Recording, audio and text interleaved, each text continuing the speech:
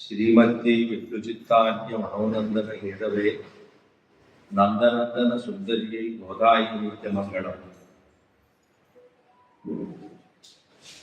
ஆழ்வார்களிலே ஒரே குருத்தியாக பெண்பிள்ளையாக அவதரித்தவள் ஆண்டாள். ஆழ்வார்கள் 12 பேர் என்று சொல்லுகின்றோம். இதுல ஒரே குருத்தித்தான் பெண்பிள்ளை, எல்லாரும் புருஷர்களாக அவதரித்திருந்தார்கள். பெரியாழ்வார் பெண்பிள்ளையாக ஸ்ரீவில்லிபுத்தூரிலே அவதரித்த ஆண்டாள். கண்ணன் பெருமானை சென்று சேர வேண்டும், அவனோடு சேர்ந்து ஆனந்தப்பட வேண்டும், அவனே பரம்பொருள் கிருஷ்ணாவதாரமாக எடுத்துள்ளான் என்பதெல்லாம் தெரிந்து அறிந்து புரிந்து தெளித்து சிறு குழந்தையாக இருக்கும் பொழுது பகவானை போய் சென்று கிட்ட வேண்டும் அப்படிங்கிற ஆசை ஏற்பட்டது ஆண்டாளுக்கு. அந்த ஆசையை முந்தி தள்ள பாவனையிலே அந்த புத்தி முதிர்ச்சி அடைந்து எம்பெருமானை சென்று கிட்ட வேண்டும் என்று தெற்கு பிராந்தத்திலே அவதரித்திருந்த ஆண்டாள் வடக்கே காவலயுகத்திலே அவதரித்திருந்த கண்ணனை அனுகாரம் பண்ண தொடங்கினால் அனுகரித்தார். கண்ணன் எப்படி இறந்திருப்பான், எப்படி வளர்ந்திருப்பான், எப்படி சேட்டைகள் பண்ணியிருப்பான், எப்படி ராசக்கிரீடை பண்ணியிருப்பான், எப்படி ஜலக்கிரீடை பண்ணியிருப்பான், எப்படி கோவர்தனத்தை உத்தரணம் பண்ணியிருந்தான், இப்படின்னு பலவாறு வாழ்ந்த சரித்திரங்களை எல்லாம் மனதாலே பாவித்து பாவித்து நினைத்து நினைத்து ஊருக ஆரம்பித்து பாசுரங்களாக பாடிய பாட்டுதான் 30 பாசுரங்கள் திருப்பாவைன்னு சொல்லுகிறது. பாதகங்களை எல்லாம் தீர்க்கக்கூடியதான பிரபந்தம், நம்முடைய பாவங்களை எல்லாம் நசித்து போகும்படியாக செய்யக்கூடிய பாசுரங்கள் தான் ஆண்டாளுடைய 30 பாசுரங்கள். திருப்பாவை பாவை முன்பு அப்படிங்கிற ரீதியிலே செய்யப்பட்டது. அதைத்தான் இன்று 2வது பாசுரமாக அனுபவிக்கக்கூடியது. 2வது பாசுரம் வையத்து வாழ்க்கைக்காள் நாமப்பாவிற்கு செய்யும் பிரிச்சகள் தெளிவோ பார்க்கடவுள் கையத்துயிர்ந்த பரவரடிவாடி நெய்யுன்னோம் பாலுன்னோம் நாட்காலை நீராடி மையெழுதோம் பலரெட்டு நம்பியோம் செய்யாத செய்யோம் தீக்குறளை செல்லுவதோ ஐயம் செய்யும் ஆந்தரையும் கைகாட்டு தீமான் என்று வந்து ஏற்புடம்பாவாய் அப்படிங்கிற 2வது பாசுரம். போன பாசுரத்தாலே பிராப்தியம் என்ன, பிராபகம் என்ன, எதை சென்று அடைய போகிறோம், அடைந்து செய்ய வேண்டியதான கைங்கரியங்கள் என்ன மார்கழி திங்கள் பாசுரத்தாலே சுருக்கமாக சங்கரகமாக விண்ணப்பம் பண்ணினது முதல் பாசுரத்தால். 2வது பாசுரம் முதல் பாசுரத்துல எல்லாம் தீர்த்தமாடுவாங்கோ, பெருமாள் போய் சேவிக்கணும், சீக்கிரம் போலாம் வாங்கோ, நீராட போதுவினோ நேரழி அப்படின்னு கூப்பிட்டாள். அது எல்லாமே பண்ணையில் இருப்பது விழிச்சொல்லாம், வாருங்கோள் வாருங்கோள் வாருங்கோள் அப்படின்னு எல்லோரையும் சேர்த்து சம்போதனமாக கூப்பிட்டதுதான் இந்த திருப்பாவைங்கிற 30 பாசுரத்திற்கு முதல் பாசுரம் தொடக்கமாக 29வது பாசுரம் பர்யந்தம் ஒரு இடைச்சி பாவனையில பாடியிருக்காங்க. இடைச்சியர்கள்லாம் எப்படி இருப்பாளோ அதே போல அந்த பாவனையில தான் பாட்டு போவே. கடைசி ஒரு பாட்டுல தான் பெரியாழ்வாருடைய பெண் பிள்ளைன்னு சொல்லிக் கொள்கிறாள். அதனால அந்த பாசுரம் முதல் பாசுரத்துல எல்லாரும் தீர்க்கமான பாருங்கோள் அப்படின்னு கூப்பிட்டாள். இந்த பாசுரத்துல நோன்பு செய்ய ஆரம்பிச்சோம்னா என்னது செய்யணும் என்னது செய்யக்கூடாது அப்படின்னு அந்த நோன்புக்கு உண்டானதான ரூல்ஸ், இந்த பண்ணலாம் என்ன பண்ணக்கூடாது. அப்பதானே நோன்பு. நோன்புன்னு சொன்னா காரணால தீர்த்தமாடான்னு சொல்றது அப்படிங்கிறது தீர்த்தமான இந்த சாப்பிடணும் இது சாப்பிடக்கூடாது அப்படின்னு வச்சுக்கணும். பெருமாளுக்கு பூஜை பண்ணிட்டு தான் நம்ம சாப்பிடணும் அப்படின்னு வச்சுக்கிறது.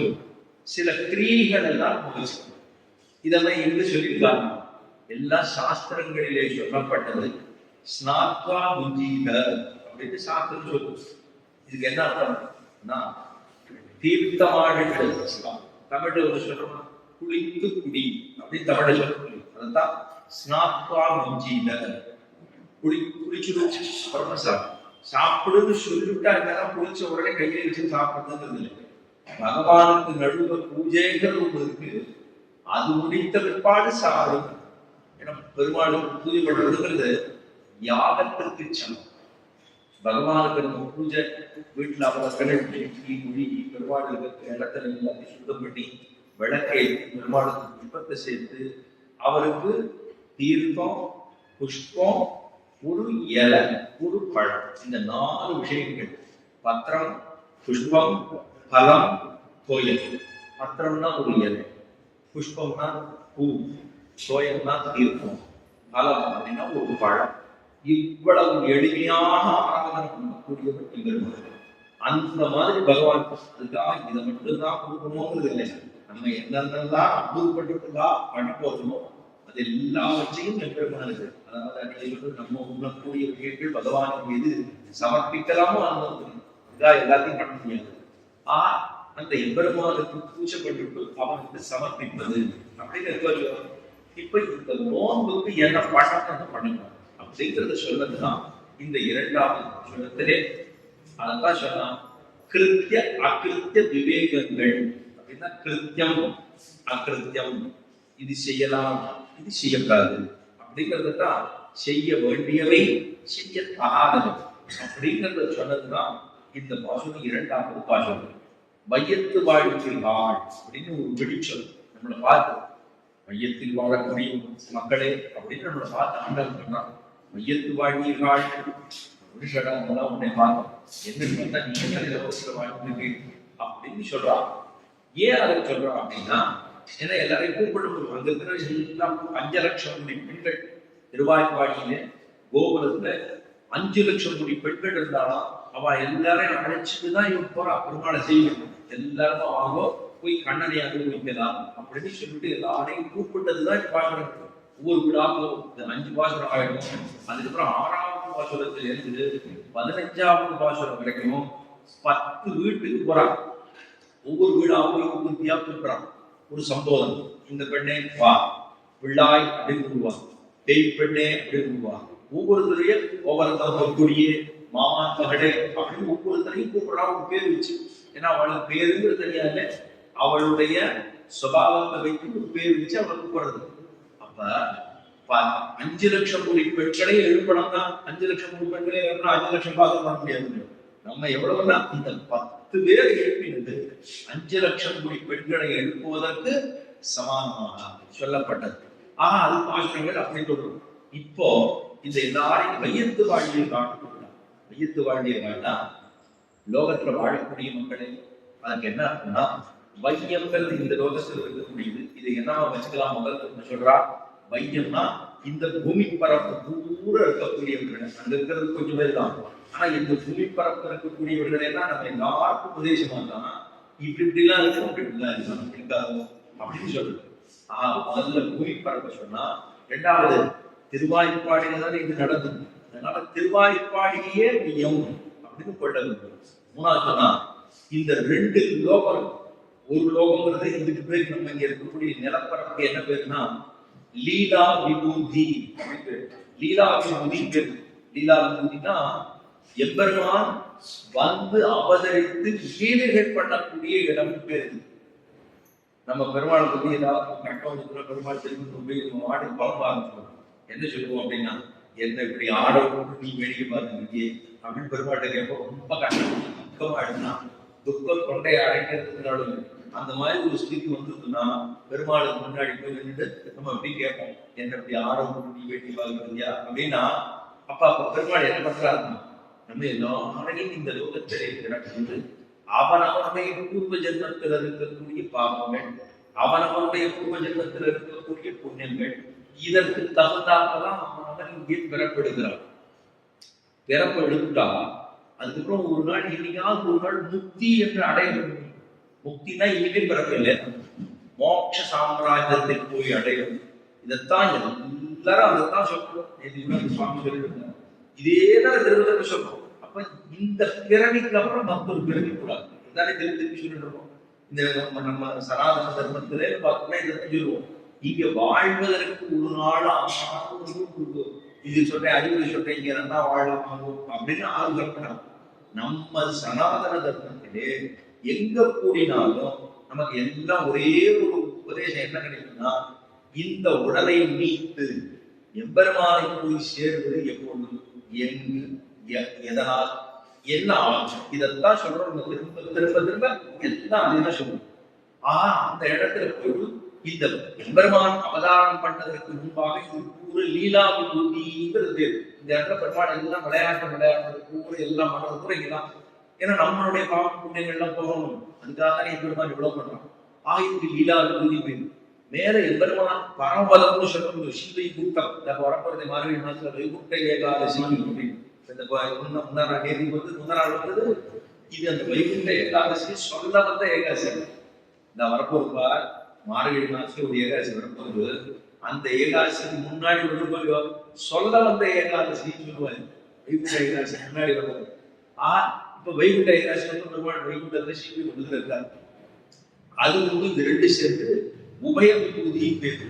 இது ரெண்டையும் சேர்த்து சொல்றதுதான் வையம் அப்படின்னு சொல்றாங்க. முதல்ல பூமிப்பரம், ரெண்டாவது திருவாய்ப்பாடியே வையம், மூணாவது இந்த ரெண்டு விபூதியும் சேர்த்தா வையம். ஏன்னா இந்த லோகத்துக்கு தான் பெருமாள் எளிமையை காட்டுறது. எளிமையா இருக்கிறவருக்கு எல்லா நாட்டிலையும் அச்சாவதாரம் பெருமாள் அவதாரம் விபவ அவதாரங்கள் பண்ணி எவ்வளவு சுலபமாக எத்தனை எத்தனை காரியங்களை பெருமாள் பண்ணினாங்க. அவதாரங்கள் சொல்லக்கூடிய மீனொரு ஆமை கேடல் நரி குரலாய் இன்னுமிராமாய் நாய் பின்னுமிராமாய் தாமோதரனாய் கற்கியமான 10 அவதாரங்களை சொல்றோம்.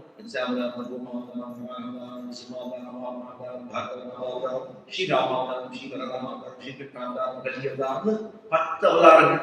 10 மட்டும்தான் அப்படின்னு கேட்டா 10 மட்டும் இல்லை, பல அவதாரங்கள். ஆனா நமக்கு தெரிஞ்சது நமக்கு ஒரு 1000 அவதாரத்தை சொல்லணும். 10 சொல்ல சொல்லுவோம். 1000 அவதாரத்தை சொல்லணும் அப்படின்னா அது கிரமமா சொல்லணும். எப்படி சொல்றது தர முடியாது. அதுக்காக ஒரு 10 சொல்லணும். பல அவதாரங்களை எப்படிமாறு எடுக்கிறான். அஜாயமான உதாவிஜாயத்தின்னு சாஸ்திரம் சொல்லுவோம். அஜாயமான பிறப்பில்லாத நிகழ்வாங்க. பிறப்புங்கிறது அவங்களுக்கு கிடையாது. ஆனா எப்படி பிறக்கிறானா பல படிகளாகத்தான் பிறக்கிறான். பல விதமா பிறக்கிறாங்க.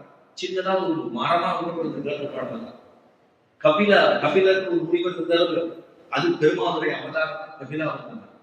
வியாசன் இருக்காரு, வியாச பகவான் சொல்றோம். வியாசன் ஒரு அவதாரம். பராசர மகரிஷி, இப்படி பல பேரும் எம்பெருமானுடைய அவதாரம். வைசப்பா என பகவான் சொல்லுவான். வைசப்பான ஒரு ரிஷி இருந்தார், ஒரு பகவானே சொல்லுவாங்க. அத்தனை பெருமாளுக்கு அத்தனை சிறப்பு. அவன் இங்கதான் எளிமையை காட்டுறான், நீர்மையை காட்டுறான்.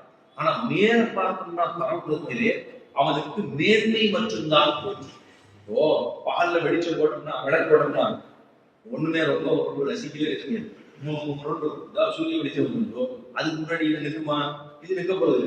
ஆனா இதே ராத்திரியில போட்டோம்னா நல்ல இருட்டு இருக்கிற இடத்துல வெளிச்சம் போட்டா பார்த்தா வந்து அப்படி சொல்லுவோம். நேற்று கூட விளக்கு மின்சாரமே இல்லை.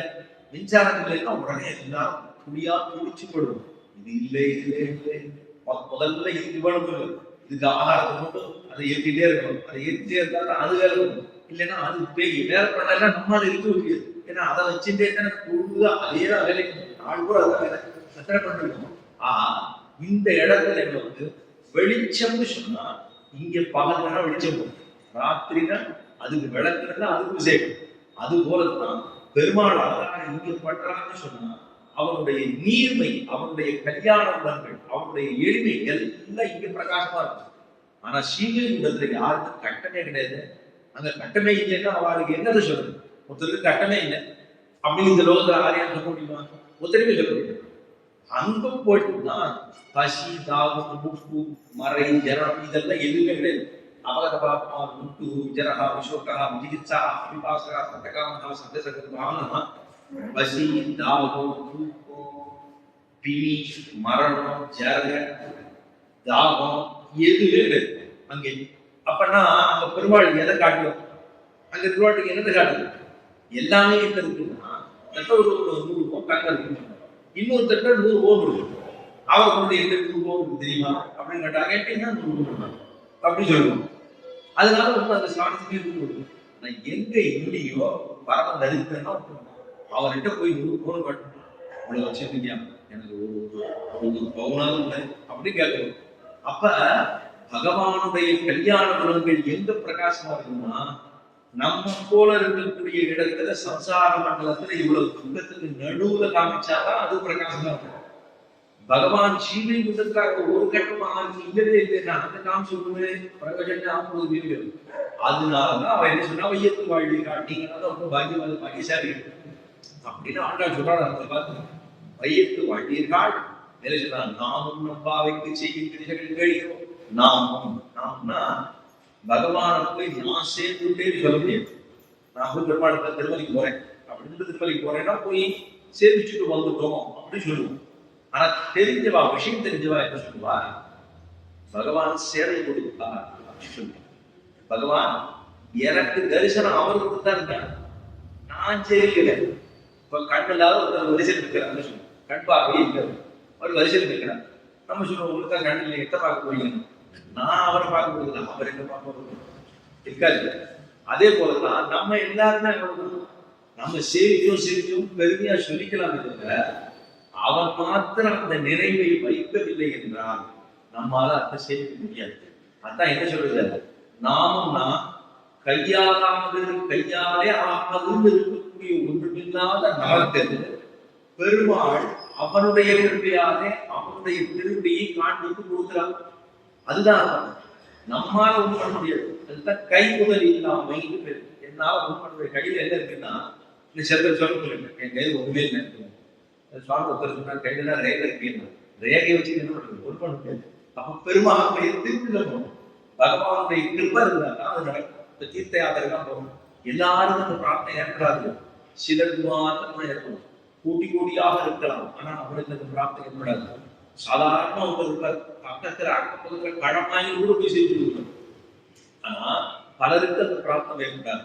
இதுக்காக சொன்னோம், பகவான் தான் அவருடைய திருப்பணிகளை அவனே நமக்கு காட்டி கொடுக்கிறான். அதனால நாமும் அவனை அவனாலே பெறப்படுகிறதால நாம். அதனாலதான் நாமும் நம் பாவைக்கு, இந்த பாவத்துக்கு நம் பாவைக்கு செய்யும் திரிசைகள் கேள்வியோ, செய்யக்கூடிய விஷயங்கள் திரிசைகள்னா பெரிய சொல்ல என்ன செய்யணும் என்ன செய்யலாம் அப்படிங்கிறது தான் செய்யும் திரிசைகள் கேள்வியோ. கேட்கிறீங்களா அப்படின்னு நம்ம பார்த்து ஒரு விழிச்சோம் சம்போதன் திரும்ப விழிக்கிறான்.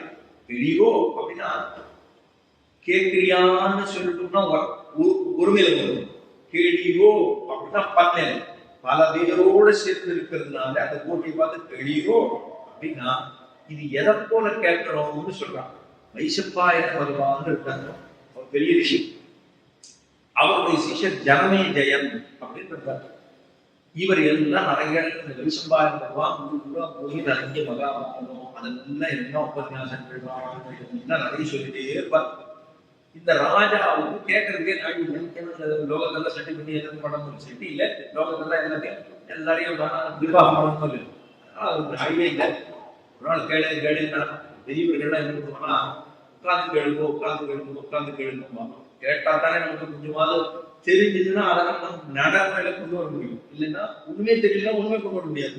அதனால ஏன்னா கேட்கறது மாத்திரம் கேட்பது எவ்வளவு முக்கியமோ அது போல அதை நடைமுறைப்படுத்துவது அது முக்கியம். ஏன்னா இல்ல அனுஷ்டானம் இல்லை, வெறும் தெரிஞ்சுக்கிட்டு நான் எப்படி பண்றேன் அப்படின்னு சொன்னா அதுல பிரயோஜனம்.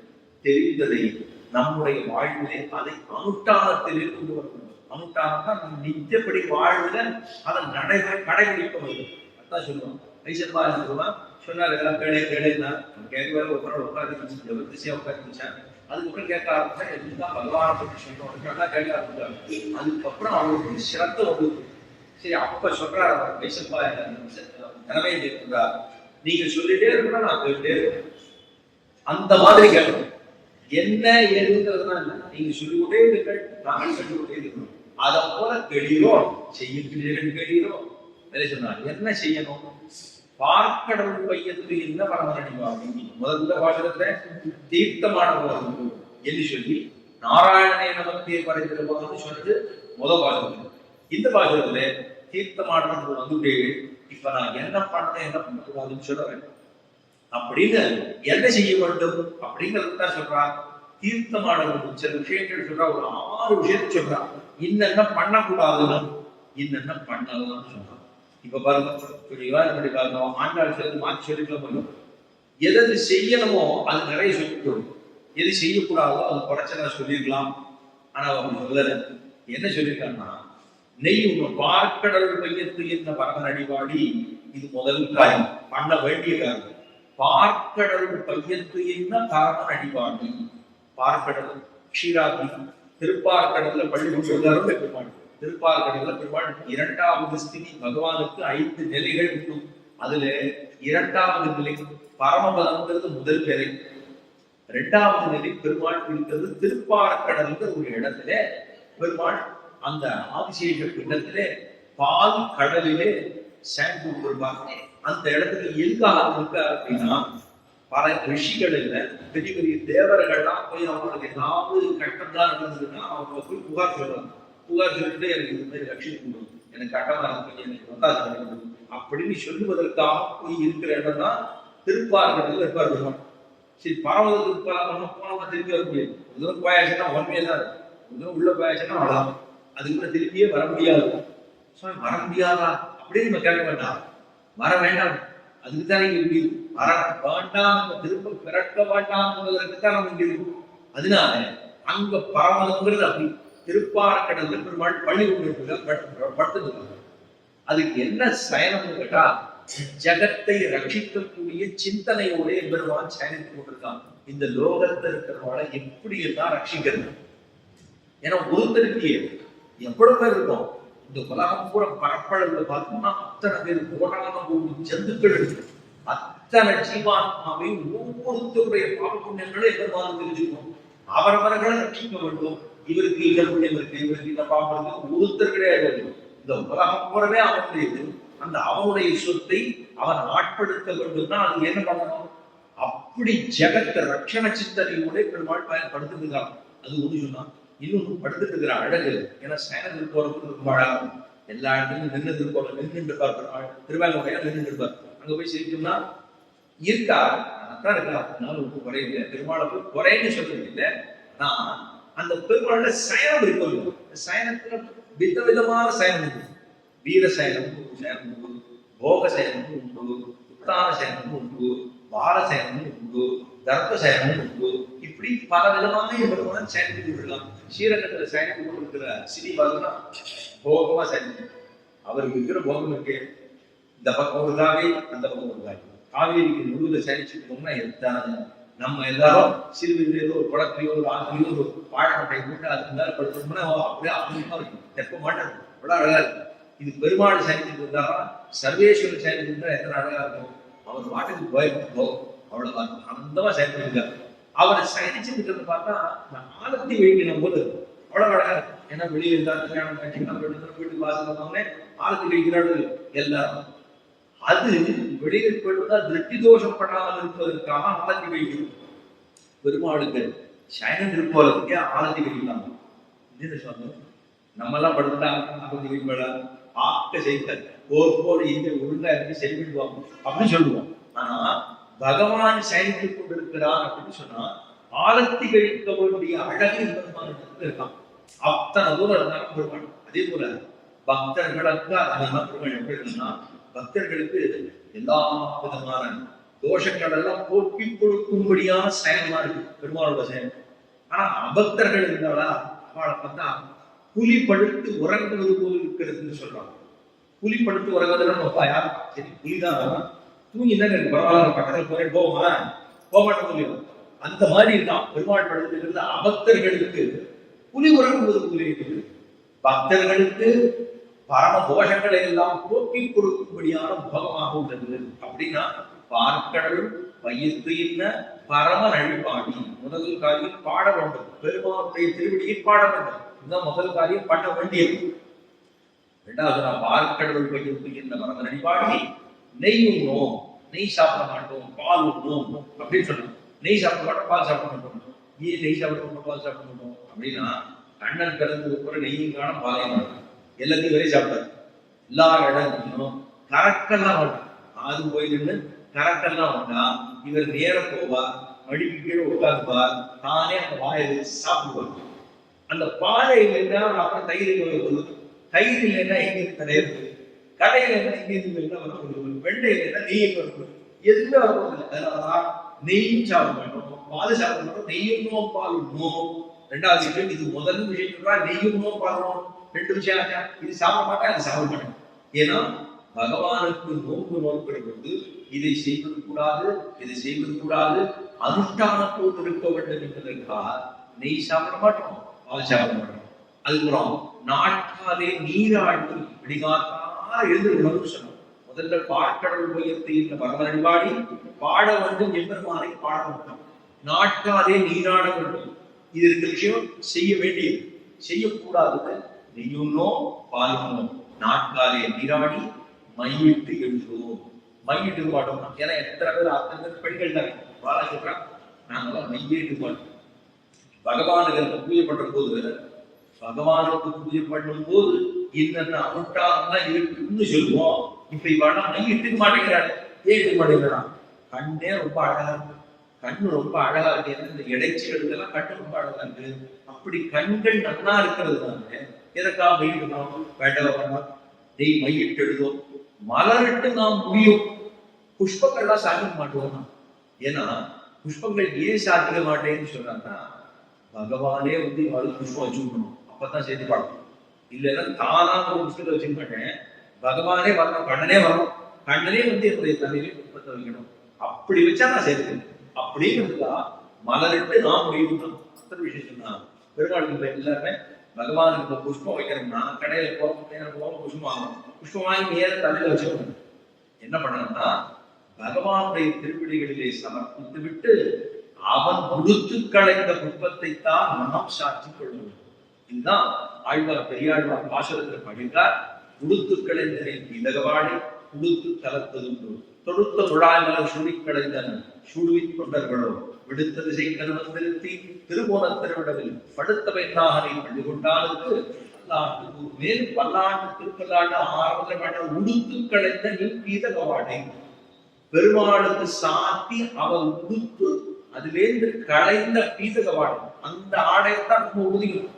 நம்ம தீபாவளி பண்டிகை, புதல் பண்டிகை எல்லாரும் 1ஆம் தேதி எல்லாத்தையும் அந்த இடத்துல பெருமாள் மொழி எல்லாம் பண்ணி அந்த வஸ்திரங்கள் எல்லாம் வச்சு புஷ்பம் பழம் தேங்காய் எல்லாத்தையும் வச்சு பெரியவர்கள் எடுத்து அடுத்த காத்தால எண்ணெயோட எடுத்து கொடுப்பாங்க.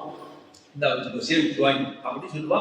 பகவானுக்கு சமர்ப்பித்தத்தை தான் நாம் எடுத்துக்கொள்ள வேண்டும். பிரசாதமும் அப்படித்தான்.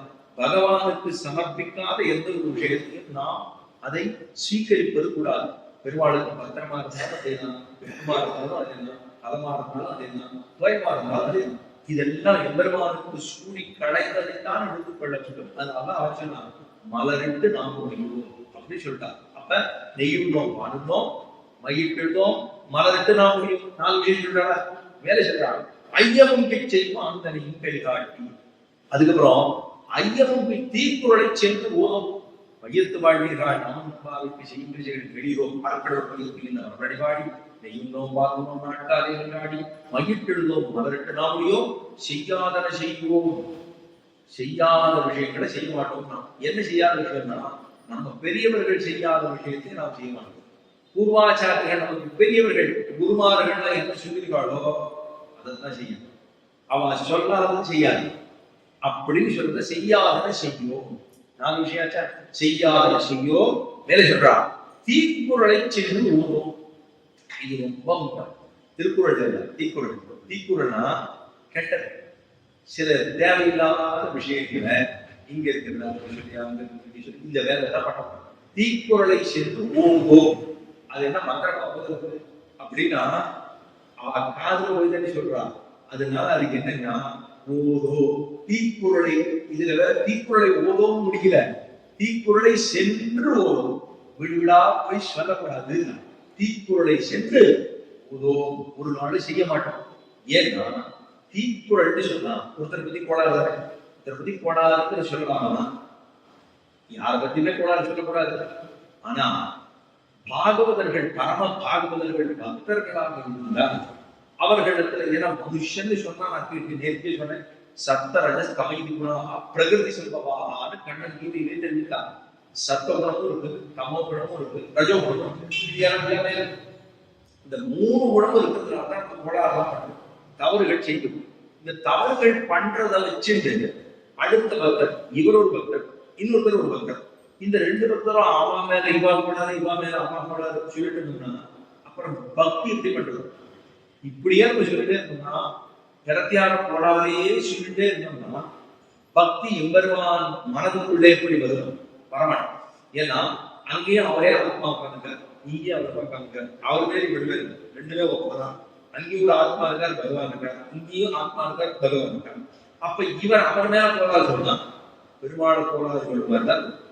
பகவான் தான் உள்ள இருக்காரு. இப்ப நம்ம அவரை சொன்னோம்னா அவருக்குள்ள இருக்கு. ஏன்னா இவர் பிரகிருதியில சம்பந்தப்பட்டபடியினாலே இவர் கோளாறு ஏற்படும். அதனால தீக்குறளை சென்று போதும் பக்தர்கள் பண்ணக்கூடிய தோஷங்களை பொறுத்து கொள்ள அதை கோளாறாக சொல்ல வேண்டாம் அப்படின்னு சொன்னா போதும். அதனால நெய்யுமோ பாருங்கோ, மலரிட்டு நகுடியோ, மகிழ்ச்சி விழுதோ, அதுக்கப்புறம் செய்யாதனை செய்வோம், தீக்குறளை சென்று போவோம். 6 விஷயம் ஆச்சு. நடுவில் செய்ய வேண்டியது என்ன? பார்க்கடல் வையத்து என்ன பரமநடிப்பாகி பகவான் க்ஷீராப்தியிலே திருப்பார்க்கடலை பெற்று கொண்டிருக்கக்கூடிய பெருமானை திருவடியில் பாட வேண்டும், அவனை துதிக்க வேண்டும் அப்படின்னு சொன்னது 1. 2வது, நாட்காலே நீராடி என பரபாசனத்தில் நீராடும் போது நீர் கூப்பிட்டான். அதனால இந்த பாதுகாவலே ஆசார எழுந்து போனோம். நாட்காலே நீராடின்னு சொன்னா இது எவ்வளவு சீக்கிரம் எங்க எழுதுவான்னா பரதாழ்வான். பரதன் ராம லக்ஷ்மணன் சொல்லுவோம். ராம லக்ஷ்மணன் கிடையாது, ராம பரத லக்ஷ்மணன். ஏன்னா லக்ஷ்மணன் 3வது தான். ராமனுக்கு அப்புறம் பரதன், பரதனுக்கு அப்புறம் லக்ஷ்மணன். லக்ஷ்மணன் சத்ருகன் 2 பேர் ரெட்ட குழந்தைகள், சுமித்திரைக்கு 2 பேர் ரெட்ட குழந்தைகள். ராமனுக்கு அப்புறம் ராமன் கௌசல்யனுடைய பிள்ளை, அதே போல கைகேயினுடைய பிள்ளை பரதன், சுமித்திரைக்கு 2 பிள்ளை. அதுல 2 பேர் ஒரு பிள்ளைய பகவானுக்கு கொண்டு வருவதற்காகவே பெற்றாளாம். அவ்வளவு தர்மச்சந்திரன் உள்ளவா சுமித்திரர். அவர் 2 தடவை பாயசத்தை வாங்கி அனுபவிக்கா. அதனால இன்னொரு பிள்ளை சத்ருகனாலாம் பரதன் கூடவே இருந்து ஒரு பரம பாகவனுக்கு கொண்டு வருவதற்காகவே பரதாழ்வான் சத்ருகனாளுடைய அவதாரம். முதல்ல ராமன் தான் பகவான். அந்த பகவான் நாராயணே ராமனாக அவதரித்தான். அப்ப ராமனுக்கு கொண்டு வருவதற்கு லக்ஷ்மணன் 2 பிள்ளைகள் ஒரு பிள்ளை. பரதனுக்கு பாகவனுக்கு கொண்டு வருவதற்காக சத்ருகனாழ்வான். அப்ப 4 பிள்ளைகள் பாகம். இந்த பரதாழ்வான் ஏன்னா பரதாழ்வானுக்கு பட்டமன்னா கைகேயி கேட்டுதான். இதனால என்ன ஆயிடுதுன்னா லோகத்திலே அயோத்தியா இருக்கிறவாளுக்கு என்ன கட்டம்னா இந்த பரதாழ்வான் தான் இவ்வளவு கோளாறும் பரதோத்தர் மரம் இருக்காம இல்லாம இருக்கிறதுனா ராமன் அடிக்கடி கோயிலுக்கு ஓட்டாம யாரு மேல மொத்தமே இல்லையோ அவன் இருந்தா பரதன் மொத்தம் பிறக்காம இருந்திருந்தாங்கன்னா ராமனுக்கு காட்டுக்கு கோயிலுக்கு வேண்டாமே. அதனால பரதனை பார்த்தா எல்லாரும் தெரிஞ்சு கொடுவானா அயோத்தி. அதனால அவன் போறான். விடிகாலத்தால 2:45 மணிக்கு எதிர்ப்பாங்க. எந்திருந்து சரையூர்ல போய் தீர்த்தம் பண்ணுவான். அயோத்தியாவில் நதி ஒன்று சரையூ அப்படின்னு பேரு. இந்த சரையூ நதியில போய் 2:45 விடிகாலம் எந்திருந்து போய் தீர்த்தம் பண்ணுவான். ஏன்னா ஊர் மக்கள் பார்க்க, ஏன்னா அவனுக்கு வெட்டுவாங்க, எல்லாரும் வெட்டுவானா பரதன் தானே இந்த மாதிரி இந்த பயப்படுறதுனாலதான் ராமன் காட்டுக்க முடியாது அப்படின்னு எல்லாத்தையும் பாடம் அவனுக்கு ரொம்ப வெட்டமா இருக்கும். அவனே இப்படி காரணமே இல்லை, காரணம் தான் கூறி அவர்கள் கரித்து கொட்டினபடியினாலே அவனுக்கு ரொம்ப வெட்டமா இருக்கும். விடிகாத்தால எதிர்த்து போய் தீர்த்த மாட்டு வருவாங்க.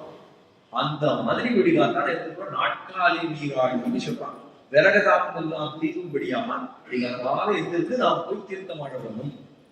நாட்காலே நீராடி மகிழ்ந்தெழுதோம் மலரட்டாமையும் செய்யாத செய்யும் அப்படின்னு சொல்வதும் ஐயனும் பிச்சையும் ஆந்தனையும் கை காட்டும். ஐயம் பிச்சை ஒன்னும் யோகியர்களுக்கு கொடுக்கக்கூடிய தானம், அதுதான் ஐயம் அப்படின்னு ரொம்ப யோக்கியமா இருக்குவா பாகவதர்கள் அவர்களுக்கு கொடுக்கக்கூடிய விஷயத்தை தான் ஐயம் அப்படின்னு சொல்லுவோம்.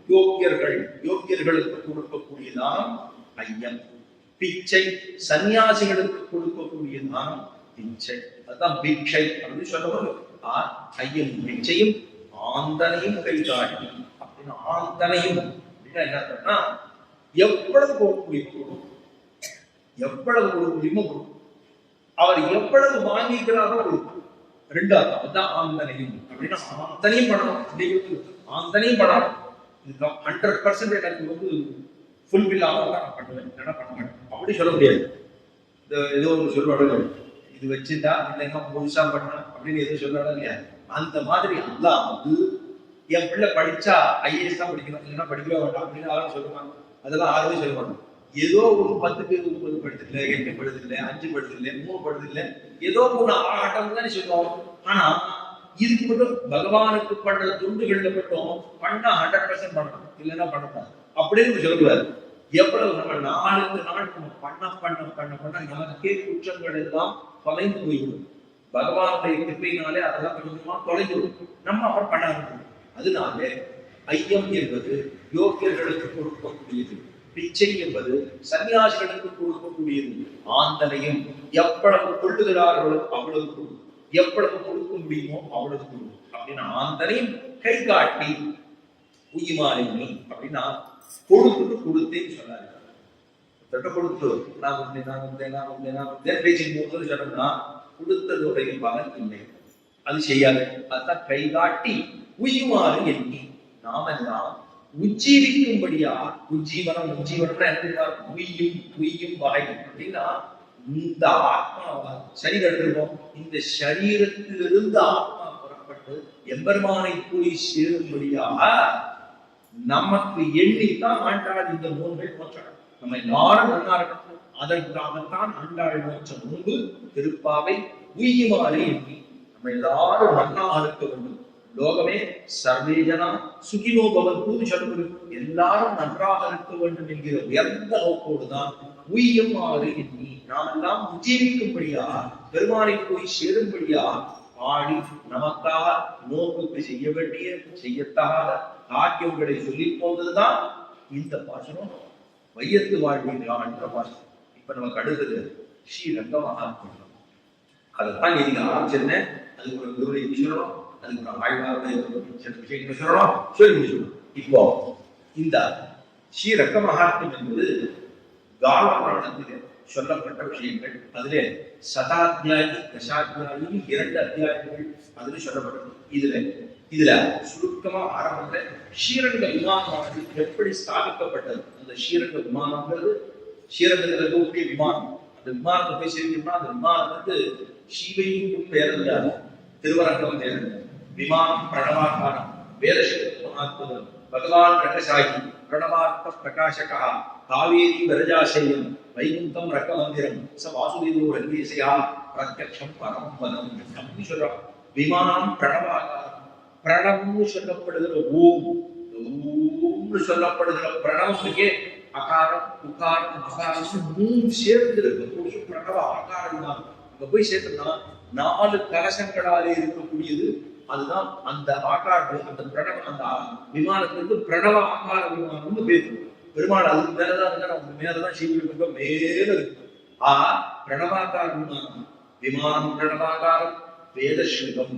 பகவானே வேதத்துடைய உருக்கொண்டு வேதொலியாகவே பெருமான் சேர்ந்து கொண்டிருக்கக்கூடிய விமானம் பிரணவாகாரம் வேதசெங்கும் மகாத்புதம்.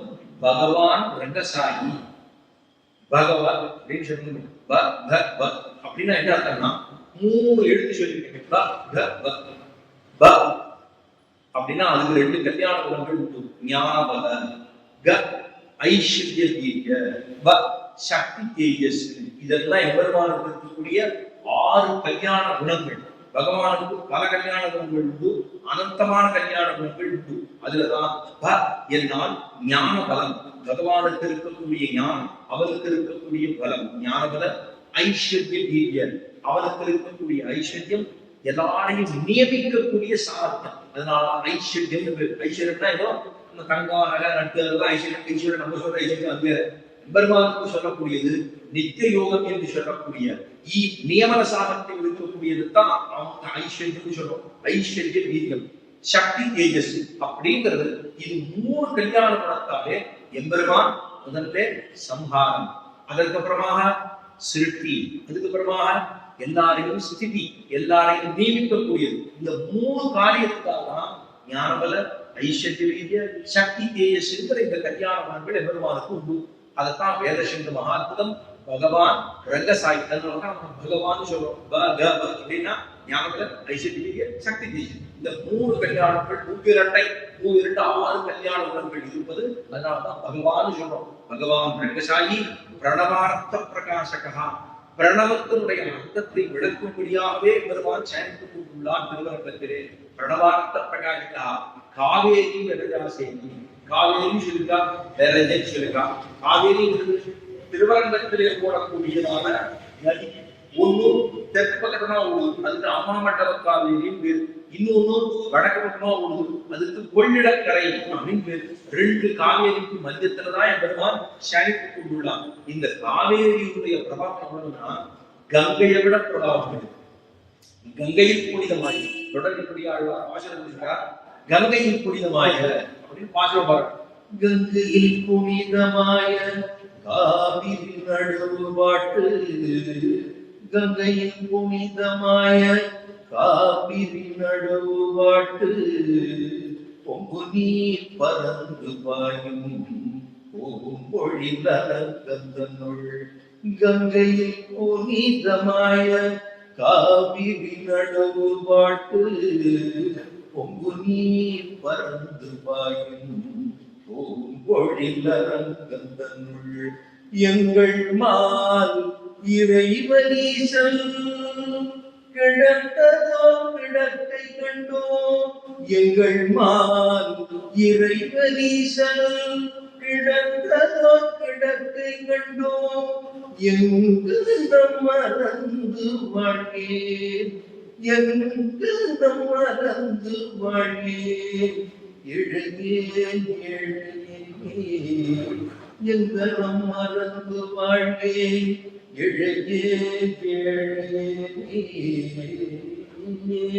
கங்கையில் புனிதமாய காவிரி நடுவு பாட்டு. பொங்கு நீ பறந்து பாயும் பூம்பொழிலகந்தனுள். எங்கள் மால் இறைவனீசன் கிடந்ததோ கிடக்கை கண்டோம். எங்கனம் மறந்து வாழ்வே. எழுகே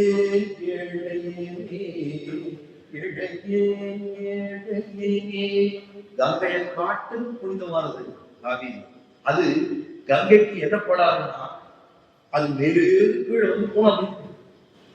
அது பல காலமாக பெருமானுடைய திருவடி பற்ற திருவடி ஸ்ரீபாதம் பகவானுடைய ஸ்ரீபாதம். ஏன்னா பிரம்மா போய் அந்த பெருமானுடைய திருவடியை கழுவி அந்த ஸ்ரீபாத தீர்த்தம் தான் கீழே ஓடி வந்தது. அதுதான் கங்கையா. கங்கா அலகங்கா பகீரதி மூன்றாக வடக்கமான நதி. ஆனா காவேரிக்கு அவ்வளவு பெருமை.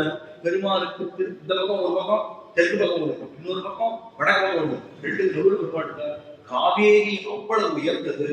அந்த காவேரி உயர்ந்ததுன்னா எதற்கு சமமா விரஜைன்னு சொல்லப்படுது. ஸ்ரீவைகுண்டத்தில் இருக்கக்கூடிய பிரஜாதீர்த்தம் இருக்கும்போது அந்த விரஜை நதியை சமமா அதற்கு சமமாக ஒத்தது காவேரி. அதனாலதான் அவ்வளவு பெருமை. காவேரி விரஜா செய்யணும். வைகுண்டம் ரக்க மந்திரம். வைகுந்தமும் திருவரங்கமும். அதனாலதான் பூலோக வைகுண்டம். பூலோக வைகுண்டம் அது எது? திருவரங்கம். காவேரி விரஜா செய்யும். வைகுண்டம் ரக்க மந்திரம். வாசுதேவோ ரங்கேசையா. மேல சீனி கொடுத்து பெருமாளுக்கு வாசுதேவன், கீழே இருக்கக்கூடிய இங்க இருக்கிற பெருமாளுக்கு ரங்கநாதன். வாசுதேவோ ரங்கேசையா.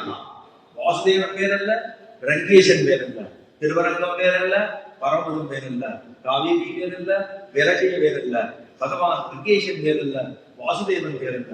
ரெண்டும் ஒன்றாம். இது இங்க பஞ்சபூதங்களாக ஆக்கப்பட்டிருக்கின்றபடினாலே இங்க சில கோளாறுகள்லாம் இருக்கு. ஆனா திருவரங்கம் சொன்னா அதுக்கு கோளாறு கிடையாது. திருவரங்கம் அத்தனை பெருமையான முதன்மையான கஷேத்திரம். வைகுண்ட அதாவது திவ்தேசங்களுக்குள்ளே 108 திவ்தேசங்களுக்குள்ளே முக்கியமான திவ்தேசம், முதன்மை பெற்ற திவ்தேசம் அதுதான். அதுதான் ஒரு பெரிய ஆலமரம் இருக்குன்னா அந்த ஆலமரத்துக்கு வேறு இதுதான். இதுக்கு மேலதான் மற்ற திவ்தேசங்கள் எல்லாமே. இதுதான் வேறுபத்தான திவ்தேசம் அப்படின்னு சொல்லுவோம். அவ்வளவு பெருமை வாய்ந்தது பூலோக வைகுண்டம்னு சொல்றோம். அங்கே இது எப்படி இந்த விபீஷணான காவேரி தீரத்துல இந்த விமானமானது வந்தது அப்படிங்கிறத சொல்றான். வகுள தீர்த்தம்னு சொன்னேன், நேற்றுக்கே சொன்னேன். வகுள தீர்த்தம்ங்கிறது கொஞ்சம் முன்னாடி இருக்கு. அதுல இருந்து தெற்கு பக்கத்துல இருக்கக்கூடிய இடம் தான் இந்த திருவரங்கம். அங்கே அனந்த ஸ்ரீமன் நாராயணனுடைய சாநித்தியம் வாய்ந்ததுமான ஸ்ரீ ரங்க சையை, அதான் பெருமாள் சாயந்திரம் சயனம் அங்கே உள்ளது என்று சரவணன். அந்த தீர்த்தத்தை, அந்த தீர்த்தம் அங்க இருக்கக்கூடிய காவேரி தீர்த்தத்தை ஸ்பரிசித்தோம்னா சகல விமான பாவங்களுக்கும் எல்லா விதமான பாவங்களும் போகும். மிக முக்கியமான அந்த ஸ்தலம் சகல காமங்களையும் கொடுக்க என்னன்னா நம்ம நினைச்சிட்டு போறோம். காமங்கள்னா ஆசை. காமங்கள்னா நம்ம வேற ஏதாவது போட்டா காமம் அப்படின்னு சொன்னா ஆசை. ஒரு ஆசை இருக்கு, எனக்கு இது பண்ணணும், இல்ல கடன் தொலைக்கணும், எனக்கு நல்லா கல்யாணம் ஆகணும், பெண்ணு கட்டணும், பெண்ணு கட்டணும், இதெல்லாம் ஒவ்வொரு ஆசை இந்த லோகத்துல வாழ்க்கை இருக்கோ இல்லையோ. அந்த காமங்களை எல்லாம் கொடுக்க உள்ளது. அங்கே ஒரு நாள் வசித்தா கூட சம்சார தூக்கமே சீரகத்தில் ஒரு நாள் வசித்தோம்னா அத்தனை தூக்கம் வேண்டும். தேவர்கள் என்ன, சித்தர்கள் என்ன, மகரிஷிகள் என்ன, இவெல்லாம் அங்க எப்படி இருப்பார்கள்? செடிகளாக இருக்கிறார்கள், புதர்களாக இருக்கிறார்கள், மரங்களாக இருக்கிறார். தேவர்கள் இருக்கா, ரிஷிகள் இருக்கா, மகரிஷிகள் இருக்கா, இவா எல்லாருமே சித்தர்கள். இவா எல்லாம் அங்க எந்த ரூபத்தில் இருக்கான்னா புதராக இருக்காள். அதே போல செடிகளா இருக்கா, மரங்களா இருக்கா, தேவர்கள் அவ்வளவு. அதனால அவர்கள் இங்கே இந்த ஸ்ரீரங்கத்துல சின்னதா ஏதாவது ஒரு தப்பு பண்ணா கூட எவ்வளவு பெரிய புண்ணியமானால்தான் அவங்களுக்கு பாவம். ஆனா அங்க போட்டு அது பண்ணக்கூடாதுங்கிற அவ்வளவு. அங்குள்ள பிராணிகள் கூட அவ்வளவு ஞானியா உள்ளது. இதெல்லாம் சொல்லிடுச்சா. அதனால அனந்த செய்கை என்னும் இடத்துக்கு விபீஷணன் ரங்கபகவானத்தை கொண்டு வருவான் அப்படின்றது எங்க கொண்டு போனா, எப்ப கொண்டு போனா மேல சொன்னா இது தசாத்தியாயத்தை சொல்லப்பட்டது. ஒரே ஒரு இதுல அடுத்ததா இப்போ ரெண்டு ரிஷிகள் இருக்காங்க. ரெண்டு ரிஷிகள் யாருன்னா பராசர மகரிஷியுடைய சிஷ்யர்கள் ரெண்டு பேர். சுகோதரன் ஒருத்தர், சத்தியன் ஒருத்தர், ரெண்டு பேர் இருக்காங்க. இவா ரெண்டு பேரும் கங்கையில தபஸ் பண்ணிட்டு இருக்காங்க. கங்கையினுடைய மத்தியத்துல தபஸ் பண்ணிட்டு இருக்காங்க. அங்க கங்கையை நிறைய ராட்சசர்கள் எல்லாம் வந்து கொல்ல பண்ணாதனால அங்கே தெற்க வந்து தபஸ் பண்றாங்க. தபஸ் பண்ணுகிற அவளுக்கு திடீர்னு ஒரு தபஸ் பண்ணிட்டு காவேரியில தபஸ் பண்ணிட்டு போது அங்கே அவங்களுடைய கமண்டலம் வஸ்திரங்கள்லாம் வச்சிருந்தா பெருசு பிரவாகம் அடிச்சு எல்லாம் ஜலத்தைப்படுது. அவளுக்கு ரொம்ப போகும். எங்களோட வஸ்திரம் நாங்களும் சன்னியாசி இருக்கிறதே வஸ்திரம் கமண்டலம் தான், அதுவே நம்ம என்ன பண்ணுவோம் அப்படின்னு போகும். தீர்த்தத்தை பூரா என்ன பண்ண முழுங்க ஆரம்பிச்சோம். இந்த காவேரி முழுங்க ஆரம்பிச்சா எல்லாம் இந்த லோகம் அத்தனை லோகமும் சமைச்சு போச்சு. இதை பார்த்த உடனே நேரம் வந்துடாங்க. காவேரி உலகத்தை அழிக்காம இருக்கிற சுகோதர் அந்த ஜலம் புரிசி சாப்பிட்ட உடனே ஜலத்தை எடுப்பாங்க. உலகம் கூட அப்படியே ஸ்தம்பிச்சு போய் நின்று போச்சு. இந்திரன் பிரம்மா எல்லாரும் நேரம் வந்தாங்க. வந்துட்டு இந்த நதியிலே ஜனங்களை எல்லாம் ரட்சிக்கக்கூடியதான நதி. நீங்க சாப்பிடாதோ, இதை விட்டுடுங்கோ. இதன் தீரத்தில் இருப்பது யார் தெரியுமா? பகவான் சேஷசேனமாக உள்ளான். இந்த தீரத்தில் பெருமாள் அனந்த செய்தி சொல்ல அந்த பெருமாள் சேஷத்துல சேஷம் இந்த பாம்பு படுக்கையில் பெருமாள் படுத்திருக்கார். இந்த சேஷசேனமே பகவானுக்கு பிரம்மாண்ட பக்தியில் உள்ள ஸ்தானம். பிரம்மாண்டம்னா இந்த அண்டகடாகங்கள் தாண்டி போகும். இந்த உலகத்தினுடைய பரப்புன்னு சொன்னா செலுத்த முடியாது. ஆனா என்ன சொல்றா ஒரு விஷயம்னா 50 கோடி விஸ்தீர்ணமான அண்டம்னு சொல்றான். 50 கோடி விஸ்தீர்ணமான அண்டம்னா 500 கோடி மைல். எவ்வளவு கடற்கரை பார்த்தீங்கன்னா 500 கோடி மைலுக்காக இருக்கக்கூடிய 50 கோடி விஸ்தீர்ணமான அண்டம். அதுல பிரம்மாண்டம். அந்த பிரம்மாண்டத்தினுடைய ஸ்தானம் தான் இந்த அனந்த சேஷம். அவ்வளவு பெருமையா சம்சார தாபத்திலிருந்து சம்சார துக்கம் போகணும்னா அவன் எது வரணும், அதுக்கு புகழ்கிறது திருவரங்கம். இவ்வளவு பெருமை இருக்கு. இந்த இடத்துல ஸ்ரீ எனப்படும் மகாலட்சுமி தாயார். இந்த தாயாரோடு குறிக்கும் ஸ்ரீ அப்படின்னு சொன்னோம்னா திரு. இந்த திருன்னு சொன்னா மகாலட்சுமி தாயாரை குறிக்கக்கூடியது. இந்த மகாலட்சுமி தாயாரோடு இருக்கக்கூடிய இந்த இடம் என்ன இடம் தெரியுமா? பகவானுக்கு நாட்டியமாட, பிராட்டிக்கு நாட்டியமாடக்கூடிய இடம் நிறுத்தஸ்தானம் பேர். நிறுத்தம்னா நாட்டியமாடம். பிராட்டியினுடைய நிறுத்தஸ்தானம். அதனால்தான் அது ரங்கஸ்தலம். அதனாலதான் ஸ்ரீரங்கம் அப்படின்னு சொல்லப்படுகிறது. இந்த காவேரியினுடைய தெற்கு பக்கத்துல இருக்கு. உமக்கு மகரிஷியே, உமக்கு இந்த உமக்கு வேண்டிய வரத்தை கேளும். ஏன்னா இவா ரெண்டு பேரும் சுகோதரும் சத்தியரும் சுகோதரும் இந்த காவேரி சாப்பிடாத இருந்தார். எல்லா மண்டலமும் ஸ்தம்பிச்சு போச்சு. பிரம்மாவும் இந்திரன் ஒன்று நேரம் வந்தபடி இதெல்லாம் இவ்வளவு பெருமை இருக்கக்கூடிய காவேரி இது சாப்பிட வேண்டாம். இரு, உனக்கு என்ன வரணும் கேடும், உனக்கு என்ன வஸ்திரம் தானே எடுத்து கமண்டலம் தானே எடுத்து நான் தரேன் அப்படின்னு சொல்லாமல் என்ன வரும்போது கேடும் அப்படின்னு சொல்றாரு. அப்பதான் சொல்றான், பெருமாள் எனக்கு பிரத்யட்சமா சேவை சாதிக்க வேண்டும் அப்படின்னு பிரார்த்திக்கிறார். பெருமாள் எனக்கு பிரத்யட்சமா சேவை சாதிக்கணும் அப்படின்னு பெருமாள் நேர பிரத்யட்சமாக அவனுக்கு சேவை சாதித்தார். அப்போ சுபோதர் சேவிக்கிறார், பெருமாளை சேவிக்கிறார். சுபோதர் ரிஷி பகவான் தம்முடைய ரூபத்தை காட்டினார். சுபோதர் அவரை கண்ணால சேவிக்க நன்னா சேவிச்சுட்டு வாயால துதிக்கிறார், அவனை பாடுகிறார். பரமனடி பாடி பரமனடி அந்த எம்பெருமானுடைய திருவடிகளை பாடுகிறார். உலகில் உள்ள சகல புண்ணிய தீர்த்தங்களும் இக்காவேரிக்கு சேர்கிறது. எப்படி?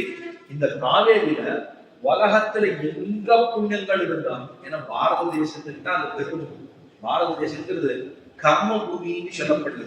வேற தேசத்துக்குலாம் எங்க வேணா இருக்கலாம், அங்க இருக்கு இங்க இருக்கு, ஆஸ்திரேலியா இருக்கு, அண்டார்டிகா இருக்கு, ஐரோப்பா இருக்கு, என்னோட சொல்லிக்கலாம். இந்த தேசத்துக்கு தான் கர்ம தேசம். இங்க பண்ணாதான் கர்மாவும் பலமா இருக்கும். வெளியில பண்றதெல்லாம் அவ்வளவு சாத்தியம் கிடையாது. அவ்வளவுதான். ஏதோ பண்ணும்போது பண்றவங்க பண்ணாம இருந்தாலும் ஒண்ணும் இல்லை. அதுதான் அதுக்கெல்லாம் போக நாடு பேரு. நாட்டுக்கெல்லாம் போக நாடு பேரு. நம்ம நாட்டுலதான் தபஸ் உண்டு, நம்ம நாட்டுலதான் ரிஷிகள் உண்டு, நம்ம நாட்டுலதான் எல்லாம் கர்மத்திற்கு பலம் கிடைக்கக்கூடிய தேசமே இந்த பாரத தேசம் தான். அதனால சொன்னார், அதாவது உலகில் உள்ள எல்லா சகல புண்ணிய தீர்த்தங்களும் இக்காவேரியில் சேருமாறும் இதில் ஸ்நானம் பண்ணுகிறவர்களுக்கு சம்சாரம் மட்டும் நீங்கும். இங்க யாரெல்லாம் தீர்த்தம் ஆடணும், யாரெல்லாம் இங்கே இதை சாப்பிடுகிறார்கள், இந்த காவேரி தீர்த்தம் அத்தனை பெருமைகள். அதனால் அவர்களுக்கு சம்சாரத்துக்கு தீர்வு போகும், சத்காரியங்களுக்கு விசேஷ பலம் கிடைக்கும். என்னென்னலாம் நம்ம நினைத்துக் கொண்டிருக்கிறோமோ அத்தனை காமியங்களும் நிறைவேறும். அது மாதிரி அனுகிரகிக்க மட்டும்தான் அந்த சுபோதர் பிரார்த்திச்சா பெருமாள். ஏன்னா பெருமாள் நேரம் வந்து நேரம் வந்து இவ்வளவு பிரார்த்திச்சார் ஆகட்டும் அப்படின்னு பெருமாள் சொல்லிட்டாங்க. இப்போ பகவான் ரங்க விமானத்துக்கு எப்படி பெருமாள் அந்த ரங்க விமானத்துக்கு வந்தாருங்கிற பலத்தை சொல்றாங்க. பகவான் சொல்றார், நீர் கேட்டபடியே எல்லாத்துக்கும் உமக்கு எல்லா பலன்களையும் கொடுத்தோம், இங்கே செய்யக்கூடிய சத்காரியங்கள் எல்லாம் நானா நடக்கும் என்று சொல்லிட்டு பெருமாள் சொல்றார், நான் தான் பரம்பொருள், உயர்வற்றதாக இருக்கக்கூடிய சர்வேஸ்வரன் நானே, சமுத்திரத்தில் சயனித்துக் கொண்டிருக்கும் சகலருக்கும் நானே இதத்தை பண்ணுகிறேன், எல்லாருக்கும் நல்லது பண்றது நான் தான். இன்னொரு நாள் ரொம்ப நாளைக்கு முன்னாடி பிரம்மா தவம் பண்ணா.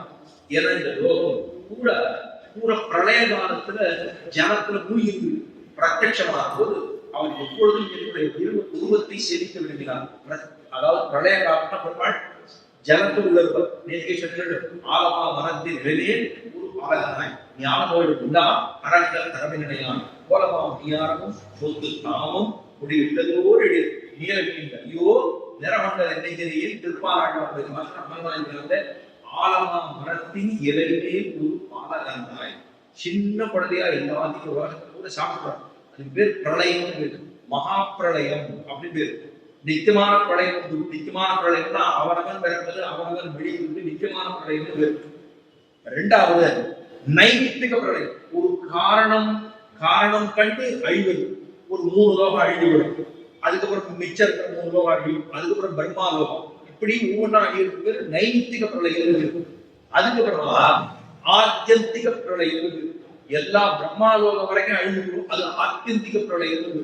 அதுக்கப்புறம் பிராகிருத பிரளயம், அதுதான் உலகம் முழுக்கவே அழிந்து கூட எல்லாம் ஜலத்துல தான், வேற எதுவே இருக்காது, வெறும் ஜலம் தான் இருக்கும்.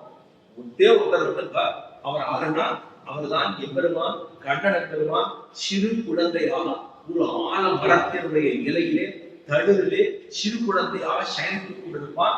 அதுக்குதான் கராரவிந்தேர் பகாரவிந்தம் முகாரவிந்தேர் நிவேசகத்தம் வடசபத்ரஷ புரேசயானம் பாலமுகுந்தம் மனசாஸ்மராவிது பாலமுகுந்தனா தான் வடசபத்ரம், அந்த ஆலமரத்தினுடைய இலையிலே தடுவிலே தான் சயனித்துக் கொண்டிருக்கான். எப்படின்னா இந்த உலகத்துல சாப்பிடுவோம், நம்ம எல்லாரும் உண்டமயக்கும் தொண்டனுக்கும் அப்படின்னு சொல்லுவோம். நம்ம எல்லாம் எல்லாருமே தொண்டர்கள் தான். அதனால சாப்பிட்ட உடனே அப்படியே ஒரு கண்ணை சுட்டும். ஏன்னா நம்ம இது வரைக்கும் சாப்பிட்டோம்னா ஒரு தூக்கம் தான் வரும். ஏன்னா கொஞ்சம் இடம் நடக்கும், பாதிதான் சாப்பிடணும், பாதிக்கு ஜலம் காவைக்கு ஜலம் இருக்கணும், காவைக்கு காற்று இருக்கணும், அதை விட்டு தரணும். அதெல்லாம் விட்டு முழுக்க இது வரைக்கும் சாப்பிட்டோம்னா தொடர்ந்து கணக்காவது உதவி கொடுக்கும். அந்த அளவுக்கு சாப்பிடுவோம், முடிச்சு தூக்குவோம்.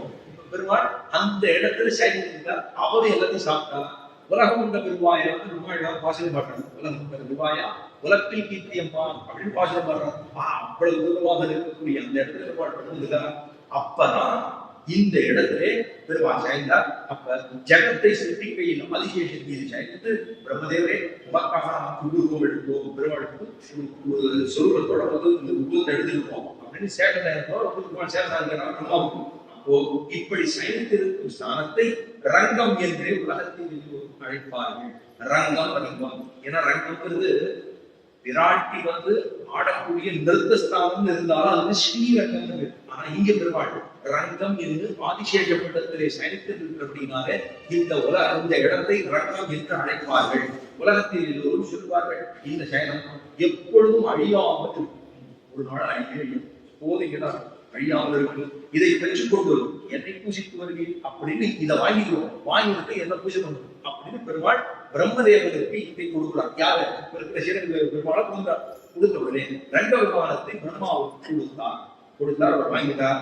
பிரம்மா அதை புதுப்பிட்டு மனு கொடுத்தார். மனு தர்மராஜன் மனு, அந்த மனுவுக்கு மனுசாஸ்திரம் மனு தர்மசாஸ்திரம் அந்த மனு கொடுத்தார். மனு அதை தன் பிள்ளை இக்ஷாவுக்கு கொடுத்தார். இக்ஷாவு ராமனுடைய வம்சத்துக்கு இக்ஷாவு.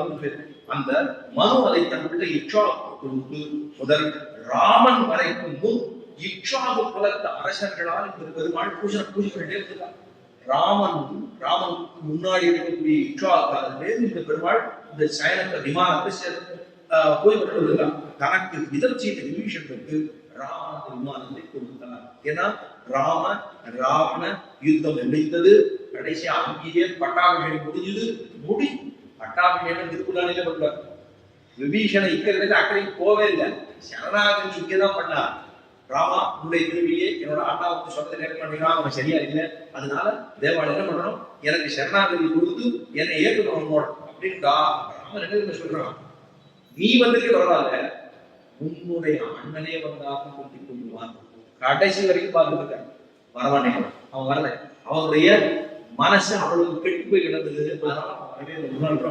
அதனால கடைசியா சண்டை போடுறது முதல் நாள் கூட இனி போயிட்டு நாளைக்கு வாங்கணும். ஏன்னா அவன்கிட்ட ஆயுதம் இல்லை. ஆயுதம் இல்லாதவரை அடிக்கக்கூடாது. அது யுத்தத்துக்கு இருக்கக்கூடிய தர்மம். அதனால பெருமாள் ராமன் பண்ணவே இல்லை. போயிட்டு வா, மொத்தம் ஒண்ணுமே ஆயுதமே இல்லை, போயிட்டு நாளைக்கு வாங்க. அதனால அப்போ அந்த ராமன் எல்லாம் கொடுக்கிற உடனே ஒரு பரிசு கொடுக்கும், நமக்கு ஒரு ஒத்தாசை பண்ண அப்படின்னு அவருக்கு பரிசு கொடுக்கணும்னு தன்னுடைய பெருமாளே எடுத்து என்னோட விமானம் எங்க பெரியவர்கள்லாம் பூஜை பண்ணதால இந்த விமானத்தை கொடுக்கிறோம் இந்த வச்சோம் அப்படின்னு விபீஷணன் அதை எடுத்து சென்று காவேரி கரையில வச்சார். அப்போ திரேதாயுகத்துல காவேரி கரையில வச்சு இங்க பார்த்த உடனே நான் இங்கே இருக்கேன். பெருமாள் சொல்றாரு இது ரொம்ப நல்லா இருக்கு, காவேரி இங்கே அதிகமா இருக்கு, அப்ப காத்தா வருது இங்கே இருந்தது அப்படின்னு பெருமாள் சொன்னாரா. விபீஷணனை சமாதானப்படுத்தி அனுப்பிவிட்டார். அது முதல் நான் இவ்விடத்திலேயே இருக்கிறேன். இதெல்லாம் யார் சொல்றார்? பகவான் சேஷசேரத்தில் இருக்கக்கூடிய இவருமான் அவர் பிரம்மாவுக்கு சொல்லிட்டு இவ்விடத்திலேயே இருக்கிறேன். சுபோதரே நீர் போய் என்னை ரத்த விமானத்தில் சேவியும். இதெல்லாம் பிரம்மாவுக்கு போது இப்படி எல்லாம் வந்தது அப்படின்னு பெருமாள் நேர பிரதட்சமா சேஷாச்சாரியர் சுபோதருக்கு. அப்ப அந்த சுபோதரோட சொல்லுவது, சுபோதரே நீ என்னை ரத்த விமானத்தில் தரிசனம் அங்க சேவியும் அப்படின்னு சொல்லிட்டார். இந்த ஸ்ரீரங்க மகாத்மத்தை படிக்கிறதுல என்ன, படிக்கிறதுல கேட்பதுல என்ன பலன் கிடைக்கும் அதை சொல்லிக்கிறது. இந்த காவேரி சகல பாவங்களையும் போக்க மேலே சொல்றார். இதில் நீர் பானம் செய்ய வேண்டாம், நீ சாப்பிட வேண்டாம், நீ சாப்பிட சொல்லி வேண்டாம். இந்த ஸ்நானம் என்னை ரக்க விமானத்தில் பூஜையும் என்று சுபோதருக்கு பகவான் சொல்லி மறைந்தார். இப்போ வியாசர் சொல்ற ஒரு விஷயத்தை சொல்றார். வியாசர் ஆச்சரியமான இச்சரித்திரத்தை கேட்பவர்கள் நம்முடைய நிலைமைக்கு தகுந்த பலனை அடைவார்கள். அவளுக்கு எவ்வளவு அந்த பலனும் கிடைக்கிறது. அவர்களுடைய பாவங்கள் நசித்து போகும். சொல்றார். இதெல்லாம் சொல்லி முடிச்சிருக்கிறோம். இந்த புஷ்கரனுக்கு ரொம்ப மகிமை உண்டு என்று சொல்லி கொடுத்துட்டு அதுக்கப்புறமா இது தசாத்தியாயில அடுத்தது. இது தசாத்தியாயில முதல் அத்தியாயம். அதுவே சிவபெருமான் நாரதருக்கு ஸ்ரீரங்க மகாத்மத்தை சொல்லுகிறார். சிவபெருமான் நாரதருக்கு ஸ்ரீரங்க தப்பத்தினுடைய மகாத்மத்தை சொல்றார். இப்ப கீழே சொன்னது கூட தசாத்தியாயம், இப்ப இருக்கிற அதாவது சதாத்தியாயம், இப்ப தசாத்தியாயம். இந்த அத்தியாயத்துக்கு முதல் அத்தியாயம் சிவபெருமான் நாரதருக்கு ஸ்ரீரங்க மகாத்மத்தை சொல்லுகிறார். நாரதர் கேட்கிறார், உம்மிடத்திலிருந்து திரிலோகத்திலிருந்து விஷயங்களை தெரிந்து கொண்டு 3 லோகத்து விஷயத்தை தெரிஞ்சுட்டேன். இப்போ புண்ணிய தீர்த்தங்கள், புண்ணிய கஷேத்திரங்கள், கங்கை முதலான புண்ணிய நதிகள் இவர்களை பற்றி அநேகம் இதிகாச புராணங்களையும் நீ சொல்லுகையாலே எல்லாத்தையும் தெரிஞ்சுட்டேன். காவேரி ஸ்ரீரங்கத்தில் ஓடுவது அதை பற்றி சொல்லிட்டேன். இப்போ காவேரியை அதுல ஓடக்கூடிய ரங்க விமானத்தை பற்றியும் அங்கு எழுந்தோடு இருக்கக்கூடிய ரங்கனை பற்றியும் நிறைய விஷயங்களை எனக்கு சொல்ல வேண்டும் அப்படின்னு நாரதர் சிவபெருமானை பிரார்த்திக்கிறார். அப்ப சிவபெருமான் எடுத்து வச்சுக்காங்கன்னா மகரிஷியே, ஏன்னா நாரதருக்கு ரொம்ப உயர்ந்தவர், பரம ஸ்ரீவிட்டல், பரமபக்தர். நம்ம என்ன சொல்லுவோம், நாரதர் சொன்னா ஏதோ கலக்கிறது, அவர் கலக்கினாலும் கடைசியா முடியறது நகரம். அவர் பண்ற காரியத்தை பார்த்தோம்னா நல்ல முடிவுக்கு தான் அவர் கலக்குவார். ஏன்னா நமக்கு எப்போதும் ஒரு கலக்கம் இருந்ததுன்னா அந்த கலக்கத்தினுடைய முடிவு எப்படி இருக்கும், நல்லதா இருக்கும். அந்த நாரதர்களால் நல்லதுதான் முடியும். மகிழ்ச்சியை ஸ்ரீரங்கத்தை பத்தி இதுவரைக்கும் நான் யார்கிட்டையும் சொன்னதே இல்லைங்கிறதா சொல்லுவோம். ஸ்ரீரங்கத்தை பத்தி நான் யார்கிட்டையும் சொன்னதே இல்லை, ஒருவருக்கு ஒருவருக்கு சொன்னதில்லை. அது அவ்வளவு ரகசியமான விஷயம். அதை விஸ்தாரமாக சொல்ல ஒருவராலும் முடியாது, வாயால சொல்ல முடியாது. அது சிவபெருமான் சொல்றார், ஸ்ரீரங்கத்தினுடைய பெருமையை ரொம்ப விஸ்தாரமா ஆரம்பிச்சு சொல்ல முடியாது, சுருக்கமாக சொல்லுகிறேன், சுருக்கமா சொல்றேன் கேளு அப்படின்னு சொல்லி முடிக்கிறார். என்ன சொல்ல வரார் அப்படிங்கிறத நாளை தொடர்வோம். இப்ப இன்னும் ஒரு 10-15 நிமிஷம் அதுக்குள்ள விதுரணி சொல்லணும், ஆழ்வார் பற்றி சொல்லணும். இப்போ ஆழ்வார்கள் 12 ஆழ்வார்கள் சொல்லும். இந்த 12 ஆழ்வார்களுக்குள்ளே முதல் ஆழ்வார் பொய்கையார், பூதத்தார், தேயார், புகழ்படிசை ஐயர் அருள்மாறன், சேர்வர்கள், பிரியப்பட்ட நாதன், அன்பர்கால் ஜோடி, நட்பானன் நற்கரியன், ஈதிவர் தோற்பத்தரை வாமிந்து அப்படின்னு ஆச்சாரியர்களுக்குள்ள முக்கியமானவர் மணவாள மாமுனிகள். ராமானுஷருடைய மறு அவதாரம் என்று கொள்ளப்பட்டவர் மணவாள மாமுனிகள். திருவரங்கத்துல ரங்கா அதுக்கு அந்த வீதியிலேயே மணவாள மாமுனிகளுடைய அவதாரம் உள்ளது, அதாவது சன்னிதி உள்ளது. அந்த சன்னிதியில் தான் மணவாள மாமுனிகள், மணவாள மாமுனிகளுடைய திருவி அப்படியே அவர் சேஷரூபத்தோட தான் இருப்பார். அவர் ஏன் சேஷரூபத்தில் இருக்காருன்னா, அவர் திருவாயூருடைய காலக்ஷேபத்துக்கு 1 வருஷம் ஸ்ரீ ரங்கநாத பெருமாளுக்கு உபன்யாசம் இருந்தார். ரங்கநாத பெருமாள் பகவத் விஷயத்தில் சொல்லப்படுகிற திருவாயூரி காலக்ஷேபத்தை 1 வருஷ காலம் எல்லா உற்சவத்தையும் பெருமாள். எனக்கு வேண்டாம், உற்சவம் தான் வேண்டாம், நீ சொல்றதை நான் கேட்கணும். அது ஸ்ரீரங்கத்தில் இருக்கிற உற்சவம் பத்தி கேட்டதுனா 1 வருஷம் உற்சவ காலத்தை நிறுத்திட்டு இவருக்கு உபன்யாசம் பெரிய மண்டபம் ஸ்ரீரங்கத்துல மேல படிக்க அங்க ஒரு மண்டபம் இருக்கும். அந்த மண்டபத்துல பெருமாள் உற்சவம் பத்தி எழுந்துரைப்பார். அங்க நிறுத்தப்படியும் மணவாள மாமுனிகள் அவருக்கு உபன்யாசம் பண்ணார். பண்ணி 1 வருஷம் முடிஞ்ச உடனே தனத்திற்கு ஆதிசேஷ மணவாள மாமுனிகளுக்கு பரிசா கொடுக்கிறார். ஸ்ரீரங்க விவாதத்துக்கு விபீஷணனுக்கு கொடுத்தாரோட ராமன். அதே போல மணவாள மாமுனிகளுக்கு தன்னுடைய சேஷ பீட்டத்தை மணவாள மாமுனிகளுக்கு பரிசா கொடுக்கிறார். அதனாலதான் மணவாள மாமுனிகளை எங்க சிரிச்சாலும் ஆதிசேஷ பீட்டத்தோட தான் இருக்கும். நீங்க அந்த சலுகையை செஞ்சீங்கன்னா நம்பெருமாளும் என்ன இருப்பாரோ ஆதிசேஷ பீட்டத்துக்கு இருப்பாரு. மணவாள மாமுனிகள் அதுக்கு ஆதிசேஷ பீட்டத்தோடு இதற்குன்னா இதாங்க அந்த அதாவது இவ்வளவு நடந்தது. இந்த மணவாள மாமுனிகள் தான் இந்த ஆழ்வாரை பத்தி இந்த கிரமத்துலதான் ஆழ்வார்கள் இப்படி பொய்கையார், பூதத்தார், தேயாழ்வார், புகழ்படிசை திருவள்ளி ஆழ்வார், ஐயர் அருள்மாறன் நம்மாழ்வார், சேரவர்கோ குலசேகர ஆழ்வார், துய்யப்பட்ட நாதன் பெரிய ஆழ்வார், நற்பானும், அதுக்கப்புறம் துய்யப்பட்ட நாதன் நற்பானும், திருப்பாழ்வார், நற்கரியன் அப்படின்னா திருவங்கை ஆழ்வார். முதல்ல பொய்கை ஆழ்வார், பூதத்தாழ்வார், பேயாழ்வார், திருவள்ளி ஆழ்வார், நம்மாழ்வார், அதுக்கப்புறம் குலசேகர ஆழ்வார், அதுக்கப்புறம் பெரிய ஆழ்வார், அதுக்கப்புறம் தொண்டரடிக்குடி ஆழ்வார், அதுக்கப்புறம் வானம் திருப்பாராழ்வார், திருவங்கை ஆழ்வார், 10 ஆழ்வார்கள் இந்த கிரமத்தில் தான் அவதாரமே. இதுக்கு நடுவில் பெரியாழ்வாருடைய பெண்மண்டையாக ஆண்டார், நம்மாழ்வாருடைய சிஷராக மதுர கவி ஆழ்வார், மொத்தம் 12 பேர். இந்த கிரமத்துலதான் இந்த பொய்கை ஆழ்வார் எவ்வளவு வருஷத்துக்கு முன்னாடினா அவர் துவாபர யுகத்துல அவதாரம் காட்டல. துவாபர யுகம்னா இந்த யுகத்துக்கு முன்னாடி இருக்க முடியும். அந்த யுகத்துல அவதாரம் 3 ஆழ்வார்கள். முதல்ல ஆழ்வார் பொய்கை ஆழ்வார். ஏன் அவருக்கு பொய்கை ஆழ்வார் கேட்டா, அவர் காஞ்சிபுரத்திலே அவதாரம். ஏன்னா 7 க்ஷேத்திரங்கள், முக்தி தரக்கூடிய க்ஷேத்திரங்கள் 7. அதுல பார்த்தோம்னா காஞ்சி உண்டு, காசி உண்டு, அவந்திகா உண்டு, மாயா உண்டு, துவாரகா உண்டு. இதெல்லாம் சொல்றேன். அப்ப காசி, காஞ்சி, அவந்திகா, மாயா இதெல்லாம் அயோத்தியா, மதுரா. 5 × 7 மொத்தம் 7 க்ஷேத்திரங்கள். அயோத்தியா, மதுரா, அதுக்கப்புறம் மாயா. மாயான்னு சொன்னா அதுதான் ஹரித்வார்னு சொல்றோம். ஹரித்வார் சொல்லும்போது வேற போறது பத்ரிநாத் போறதுக்கு முன்னாடி சொல்லி ஹரித்வார். அதுக்கப்புறம் முதல்ல துவாரகா, அதாவது அயோத்தியா, மதுரா, ஹரித்வார், காசி, காஞ்சி, அவந்திகா. அவந்திகான்னு சொன்னா அதுக்குதான் உஜ்ஜைன்னு பேர். கண்ணன் இருக்க, கண்ணன் படிச்ச இடம், ஆட்சேபம் பண்ண இடம் உஜ்ஜைன்னு பேர். அதுக்கப்புறம் துவாரகா. மொத்தம் 7 இடங்கள். இந்த 7 இடத்துல காஞ்சியில தான் இவர் அவதாரம் பண்ணுங்க. பொய் அவதாரம் பண்ணது காஞ்சி. ஏன் அதுக்கு காஞ்சி அப்படின்னு பேருனா, பிரம்மா அஸ்வமேத யாகம் பண்ணார். அந்த அஸ்வமேத யாகங்கள் தான் பெருமாள் அக்னி குண்டத்துல தோன்றிய பெருமாள் தான் வரலாறு. பிரம்மாவுடைய அஸ்வமேத யாகம். அந்த அஸ்வமேத யாகத்துக்கு சரஸ்வதி கூப்பிடல, அவளுக்கு கோபம். தன்னுடைய பர்த்தா தன்னையே கூப்பிடலையே அப்படின்னு கோபம் வந்ததுனாலே பெரிய வேகவதிங்கிற ஆறா எடுத்து ஓடிதான். இன்னைக்கு ஓடுது வேகவதி, பெரிய ஆறு ஓடுது. அது பிரம்ம குண்டத்தை எல்லாத்தையும் அக்னி குண்டத்தை எல்லாம் அடிக்கிறதா இருந்தா அதுக்கு தடுத்து நிறுத்துறதுக்காக பெருமாள் ஒரு சயனமா எடுத்துட்டாரு. அதுதான் பெருமாள் சொன்ன வண்ணம் செய்த பெருமாள் அப்படின்னு இருக்காரு. இன்னைக்கும் யதோத்தகாரி காஞ்சிபுரத்துல சொன்ன வண்ணம் பூர்வீகமா இருந்த பெருமாள் அவருக்கு தான். அதுக்கப்புறம் தான் காஞ்சி பெருமாள் இருந்தது. தேவ பெருமாள் வரராஜ பெருமாள் வந்ததே இவருக்கு அப்புறம். முதல்ல இவர் தான் அந்த வேகவதி ஆற்றை தடுத்து நிறுத்துவதற்காக பெருமாள் சயனம் இருக்கோம். ஏன்னா நின்று இருந்தா தேங்காய் ஓடுபட்டு, அதனால அவர் படுத்துட்டார். படுத்துனா தேங்கிடும் இல்லை, படுத்துனா கொஞ்சம் ஜலம் தேங்கிடும். பெருமாள் பெரிய சயனமா எடுத்துட்டார். வேகவதி ஆற்றுக்கு நடுவிலே பெருமாள் எடுத்தார், அவதாரம் எடுத்தார்.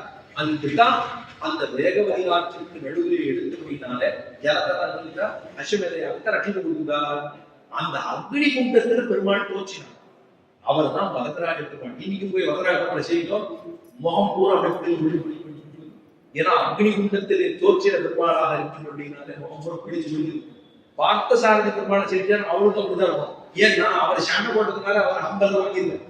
அதனால அவருடைய ரொம்ப புதுப்பு இருக்கும்.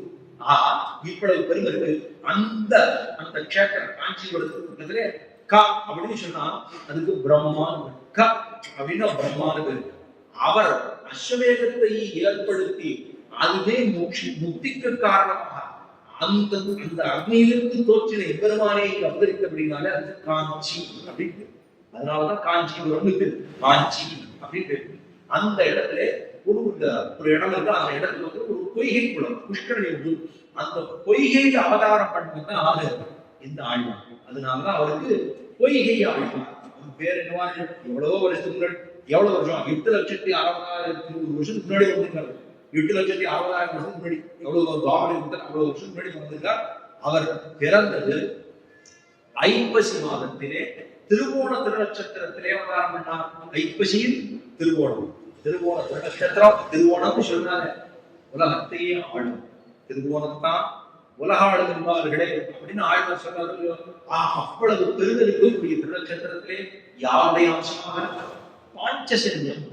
பொய்கை ஆழ்வார்கள் யாருடைய பாஞ்சசன்ய பெருமாள் சங்கம் வச்சிருக்காரோ, சங்கம் எடுத்துதானே வாயை வச்சிருக்கிறார். வெச்சூது சங்கப்படத்தான் அப்படின்னு ஆழ்வார் பாசனம் பாடுறார். அந்த பாஞ்சசன்யத்தினுடைய அவதாரமா இந்த லோகத்திலே அவதரித்தவர் தான் பொய்கை ஆழ்வார். அவர் தான் முதல்ல ஆழ்வார் அப்படிங்கிறத இந்த போட்டியிலே எடுத்துக் கொள்கிறேன். இப்ப அடுத்தது விதுர நீதி. விதுர நீதி மகாபாரதத்தில் ஒரு மகாபாரதம். பாரதம் பஞ்சமோ வேதமா, 5வது வேதம் சொல்லப்படுது. நம்ம 4 வேதம் ரிக்வேதம், யஜுர்வேதம், சாமவேதம், அதர்வவேதம், 4 வேதம் சொல்லு. ஆனா 5வது வேதம் எதுன்னு சொன்னா 5வது வேதம் இல்லை அப்படின்னு சொல்லக்கூடாது. என்ன சொல்லணும்? 5வது வேதம் இருக்கு. எதுனா மகாபாரதம் 5வது வேதம். பாரத பஞ்சமோ வேதா அப்படி சொல்லுவாங்க. 5வது வேதமாக மகாபாரதம் கொள்ளப்படுகிறது. ஏன்னா ஏதோ ஒரு விஷயம் தெரியும், தர்மசாஸ்திரத்துல ஏதோ சந்தேகம் வந்து வச்சுக்குவோம். போய் பார்க்கணும்னா எங்க போய் பார்க்கலாம்? எல்லா இடத்துலயும் பார்த்துட்டேன், கிடைக்கவே இல்லை. கடைசியில மகாபாரதம் போய் பார்த்தோம்னா கிடைச்சிடும். ஒருவேளை மகாபாரதம் கிடைக்கலன்னா வேற எங்கேயும் கிடைக்கிறதுக்கு பிரசித்தியே இல்லை. மகாபாரதத்துல மட்டும் ஒரு விஷயம் கிடைக்கவில்லை என்றால் வேறு எங்கு தேடினாலும் கிடைக்காது. அவ்வளவு விஷயம் அது உள்ளது.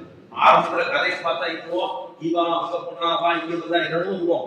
ஆனா நாராயணனுடைய கதையை சொல்ல வந்தது முழுக்க சொல்ல வந்ததுதான் மகாபாரதமே. அந்த மகாபாரதத்துல இருந்தா பெரிய பெரிய ராஜாக்கள் இருந்தா, அதுல அம்பா, அம்பிகா, அம்பாலிகான்னு 3 பேர் இருந்தா. இந்த சத்தியவதி இருந்தாள். அந்த இங்கே ஆரம்பிக்கும். நேரடி எப்படி ஆரம்பிச்சேன்னா நிறைய கதைகள் அர்த்தம் சொல்லி முடியாது. அதனால சுருக்கமா சொல்லணும்னா அந்த இடத்துல இந்த 1.25 லட்சம் ஸ்லோகம், 1.25 லட்சம் ஸ்லோகம் ஒண்ணுல இருந்து 24,000 ஸ்லோகம் தான் ராமாயணம். 1,25,000 ஸ்லோகம் இருக்கிறது மகாபாரதம். அதுதான் 1,25,00,000 ஸ்லோகங்கள் கொண்டது. 18 பருவங்கள், 18 1 8 18 வரும். இந்த 18 வந்து நிறைய சொல்லலாம். 18 பருவங்கள். அதே போல 18 பருவங்கள். அப்புறம் அந்த சைன்யங்களுக்கு கௌரவ சைன்யம், பாண்டவர்களுடைய சைன்யம். கௌரவர்கள் யார் அப்படின்னா குரு வம்சத்துல வந்தவர்கள் கௌரவர்கள். அவ ஒத்தி அம்பிகா, இன்னொத்தி அம்பா, முதல்ல போயிட்டாவோ. அம்பிகா இருக்கா, அந்த அம்பிகாவுக்கும் வேதவியாசர், ஏன்னா வேதவியாசருடைய குழந்தைகள் தான் இவர்கள் தான். முதல்ல இந்த அம்பிகாவுடைய பிள்ளைதான் பிறந்தது யாரு, அவன் தான் திருதராஷ்டிரன். ஏன்னா அவர் பார்த்து வேதவியாசர் பார்க்கல விஷயம் இருக்காரு. அவர் பார்த்தோன்னா கொஞ்சம் முகத்தை கூட்டு கண்ண முடித்தாங்க. அதுக்கப்புறம் பிறந்த குழந்தைதான் இது. அதனால கண்ணு இல்லாம இருக்காரு. ரெண்டாவது அம்பாரிகா. இந்த அம்பாரிகா அவர் பார்த்தோன்னே ரிஷி எப்படி இருப்பார், அப்புறம் அவர் பார்த்தோன்னே ஜுரம் கண்டுபிடிப்பது, ஜுரம் கண்டு போய் வெளுத்து போய் ஜுரம் கட்டுறதுனால ஒரு பிள்ளை பிறந்தது, பாட்டு வெளுப்பா பிறந்தாரு. ஆச்சா, இது 2 பிள்ளை. மூணாவது, ஏன்னா இது இப்படி 2 பிள்ளை, அப்ப இருந்து இன்னொரு சந்ததி வரணும் இந்த வம்சத்துக்கு. இவ என்ன பண்றா, திருப்பி அம்பிகாவும் போல அம்பாலிகாவும் போல கடைசியில தன்னுடைய வேதக்காரியை அனுப்பி வைத்தாள். அவர் மூலமாக பரிச்சைதான் வேதவியாசருக்கு பிறந்ததான் விதுரர். அப்படிங்கிற விதுரர் வேறாலும் இல்ல, யமதர்மராஜனுடைய அவர் அவதாரம். என யமதர்மராஜனுக்கு ஒரு சாபம், ஒரு ரிஷியுடைய சாபம். அந்த சாபத்திற்காக பிறந்ததுதான் விதுரர். அவருடைய அம்சமாக பிறந்ததுதான் யமதர்மராஜனே எவ்வளவு ஜென்மத்தில் இருப்பார். அந்த அதனாலதான் விதுரன்னு சொன்னா, விதுர நீதியும் சொன்னா அவ்வளவு தர்மசாஸ்திரத்தை கரகணியவர் விதுரர். இப்போ அந்த இதுல 18 பர்வங்கள் உண்டு. இந்த 18 பர்வங்கள்ல அதுல இருக்கக்கூடியதான சைன்யங்கள் பார்த்தோம்னா, இவருக்கு பாண்டவர்களுக்கு 7 அக்ஷோகினி சைன்யம், கௌரவர்களுக்கு 11 அக்ஷோகினி சைன்யம், 17 வந்துருச்சு. ஆச்சா, அதாச்சு. அதுக்கப்புறமா 18 சொன்னா பகவத்கீதை கொடுத்தது 18 அத்தியாயங்கள். 18 அத்தியாயங்கள். சண்டை நடந்தது 18.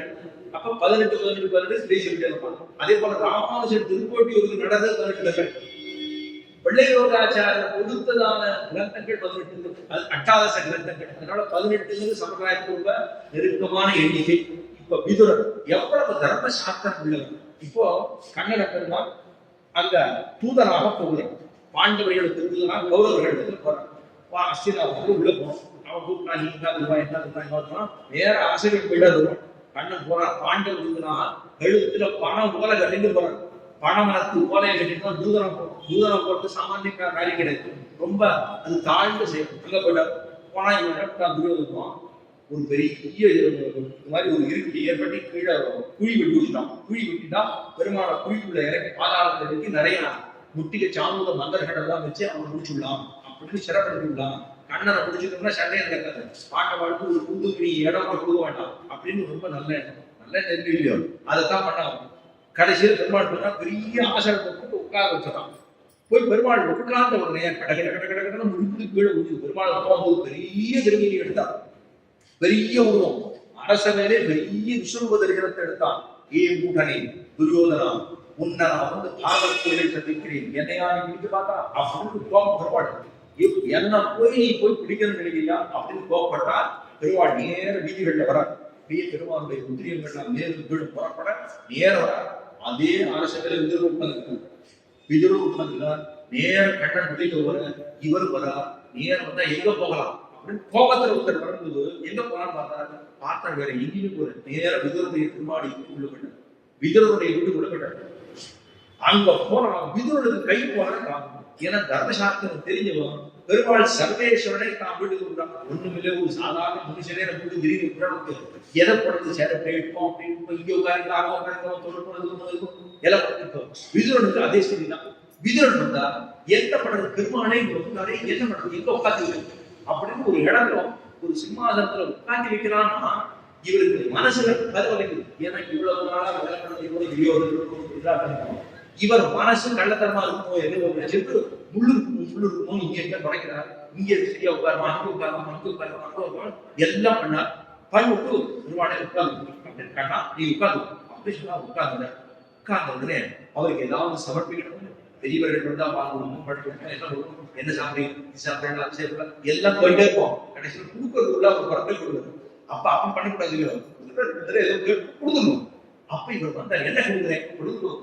தன்னுடைய தர்மத்தை கூட்டார், பழத்தை எடுத்துன்னு சொன்னார். பழத்தை எடுத்துருந்தா பழத்தை எல்லாம் நல்லா சுத்தம் பண்ணிட்டு தோலெல்லாம் எடுத்து கண்ணில் விழுந்து பழத்தெல்லாம் கீழே பழத்தை கேள்விப்பட்டா கண்ணை விழுந்து சாப்பிட்டா எல்லாம் சாப்பிட்டு பாக்குறா பழத்தை இது குப்பையில போட்டு தோலை கொடுத்தது பெருமாள் சாப்பிட்டாரு. கண்ணா நான் இந்த மாதிரி அபச்சாரம் கொடுப்பேன், உனக்கு தோலையா கொடுக்க முடியும், உனக்கு பழத்தெல்லாம் கொடுத்து இந்த பழம் சாப்பிடுனா இதுரா உன்னுடைய மதி இருக்கே. நீ நான் பகவான் கண்ணன் பெருமான் சிவன் நாராயணனுடைய அவதாரம் என்று தெரிந்து புரிந்து எனக்கு நீ புஷ்பமும் பலமும் பழமும் கொடுக்கணும்னு நீ ஆசைப்பட்டு எனக்கு கொடுக்க முடியாது. அந்த பிரீதியிலேயே எனக்கு பசியெல்லாம் அடங்கி போச்சு. எனக்கு பசியே கிடையாது. நாம் பசி இல்லாதவன், சாப்பிடாதவன், உண்ணாத குலத்தில் இருக்கக்கூடியவன். பசிங்கிறது பெருமாளுக்கு கிடையாது, நமக்கு தான் பசி. பெருமாளுக்கு பசி என்பது அவன் பிறக்கவே இருக்கிற பசி இருந்தது. பிறக்காது இருக்கக்கூடிய பெருமாளுக்கு பசி என்பது ஒரு நாள் இல்லை. எனக்கு நீ தோல் கொடுத்தாலும் பசியாக்குறது இல்லை, பழம் கொடுத்தாலும் பசியாக்குறது இல்லை. ஆனா நீ பிரீதியில எனக்கு கொடுத்த புத்தியா அப்பவே எனக்கு மனசு ரொம்ப திருப்தியா போடுகிறா. உன்னுடைய மதி இருக்கே, அந்த மதி ரொம்ப வேதவியாசர் சொல்றா. வேதவியாசர் யாரையும் கொண்டாட மாட்டாரா. அவங்க சொல்றா வேதவியாசர் விதுரஸ்ய மகாமதி எதுக்கு தோல் கொடுத்ததுக்கு மகாமதி கொண்டாடி இருக்கார் வேதவியாசர். அப்படின்னா அந்த பதட்டம் பகவானை பார்த்த பொழுது, பகவானுக்கு நாம் திருப்தி செய்ய வேண்டும் என்று நினைக்கும் பொழுது எனக்கு ஒரு பதட்டம். எதனாலே? பிரீதியினாலே, அன்பினாலே, காதலினாலே, அந்த உள்ளன்போடு நாம் பகவானுக்கு பண்ணுகிற கைங்கரியத்தை பகவான் உகந்திருக்கிறான். அதனால வேதவியாசர் அவரை எப்படி கொண்டாடுறாங்கன்னா விதுரஸ்ய மகாமதி அப்படின்னு சொல்றார். விதுரன் அப்பேற்பட்டவர், தர்ம சிந்தனை இருக்கக்கூடியவர் அப்படின்றத அந்த இடத்திலே சொல்லுகிறார். வேலே சொல்ல வேண்டிய அங்கங்களை நாளை இந்த போட்டியிலே விண்ணப்பம் பண்ணுகிறேன். இப்படி கொஞ்சம் கொஞ்சமா சொல்லிடுவேன். இந்த திருப்பாவ வாசல் சொல்லுவோம், அதுக்கப்புறம் ஆழ்வார்கள் சொல்லுவோம், சிறப்பு உருவாக்குதல் சொல்லுவோம். இது நீங்க பற்றி கொஞ்சம் நேரம் சொல்லுவோம் என்று சொல்லி முடித்து ஆண்டாள் திருமணிக்கு பல்லாண்டு பாடி இப்போது அமைகிறேன். சிவத்தை விழித்தாக்கிய மௌனத்தினை எதிரே நந்தனந்த சுதரியை கோதாயிந்த மங்களம். இப்பொழுது பாசுர அனுசந்தானம். வையத்து வாழ்வீர்கள் நாமும் நம்பாவைக்கு செய்யும் தெரிசகோ ஆற்கடல் வையத்து என்ன மரமடி பாடி நாட்டாலே நீராடி ஐயெழுதோ வளர்ந்து நாம்பியோ செய்யாதன செய்வோம் தீர்க்குறளை சென்னோதோ ஐயம் பிச்சையுமாந்தனை கை காட்டி உயிமாறி குணந்த தேர்வரம்பாவாய் வாடிப்புறத்தில் ஜகத்துதித்தாள் வழியே பாவை 30 செட்டினாள் வழியே பிள்ளை வாழியே பெரும்பூதூர் மாமனிக்கு பின்னாள் வழியே 140 முன்னுரைத்தாள் வழியே யரங்களுக்கு எடி பந்தளித்தாள் வழியே வானத்தில் வெள்ளி வளநாடு வழியே அன்பது வேறு போதை வளர்ப்பதன் வழியே முதலிருந்தோர் கோவிந்தன் வாழ்வோர் சோதி மணிமாடந்தோர் இதியார் நல்லவந்தர் வாழ்வோர் நான்மறைகள் போதுவோர் ஆண்மனைகள் போதுவோர் வெளியுறவோர்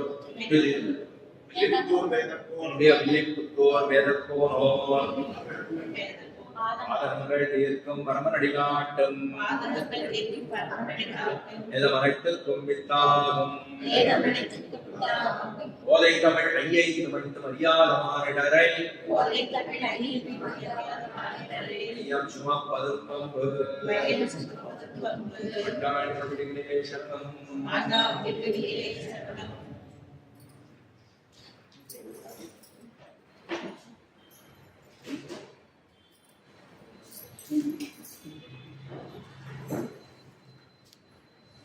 ரெக்கார்ட் ஆகுது ஒன்று கொடுத்து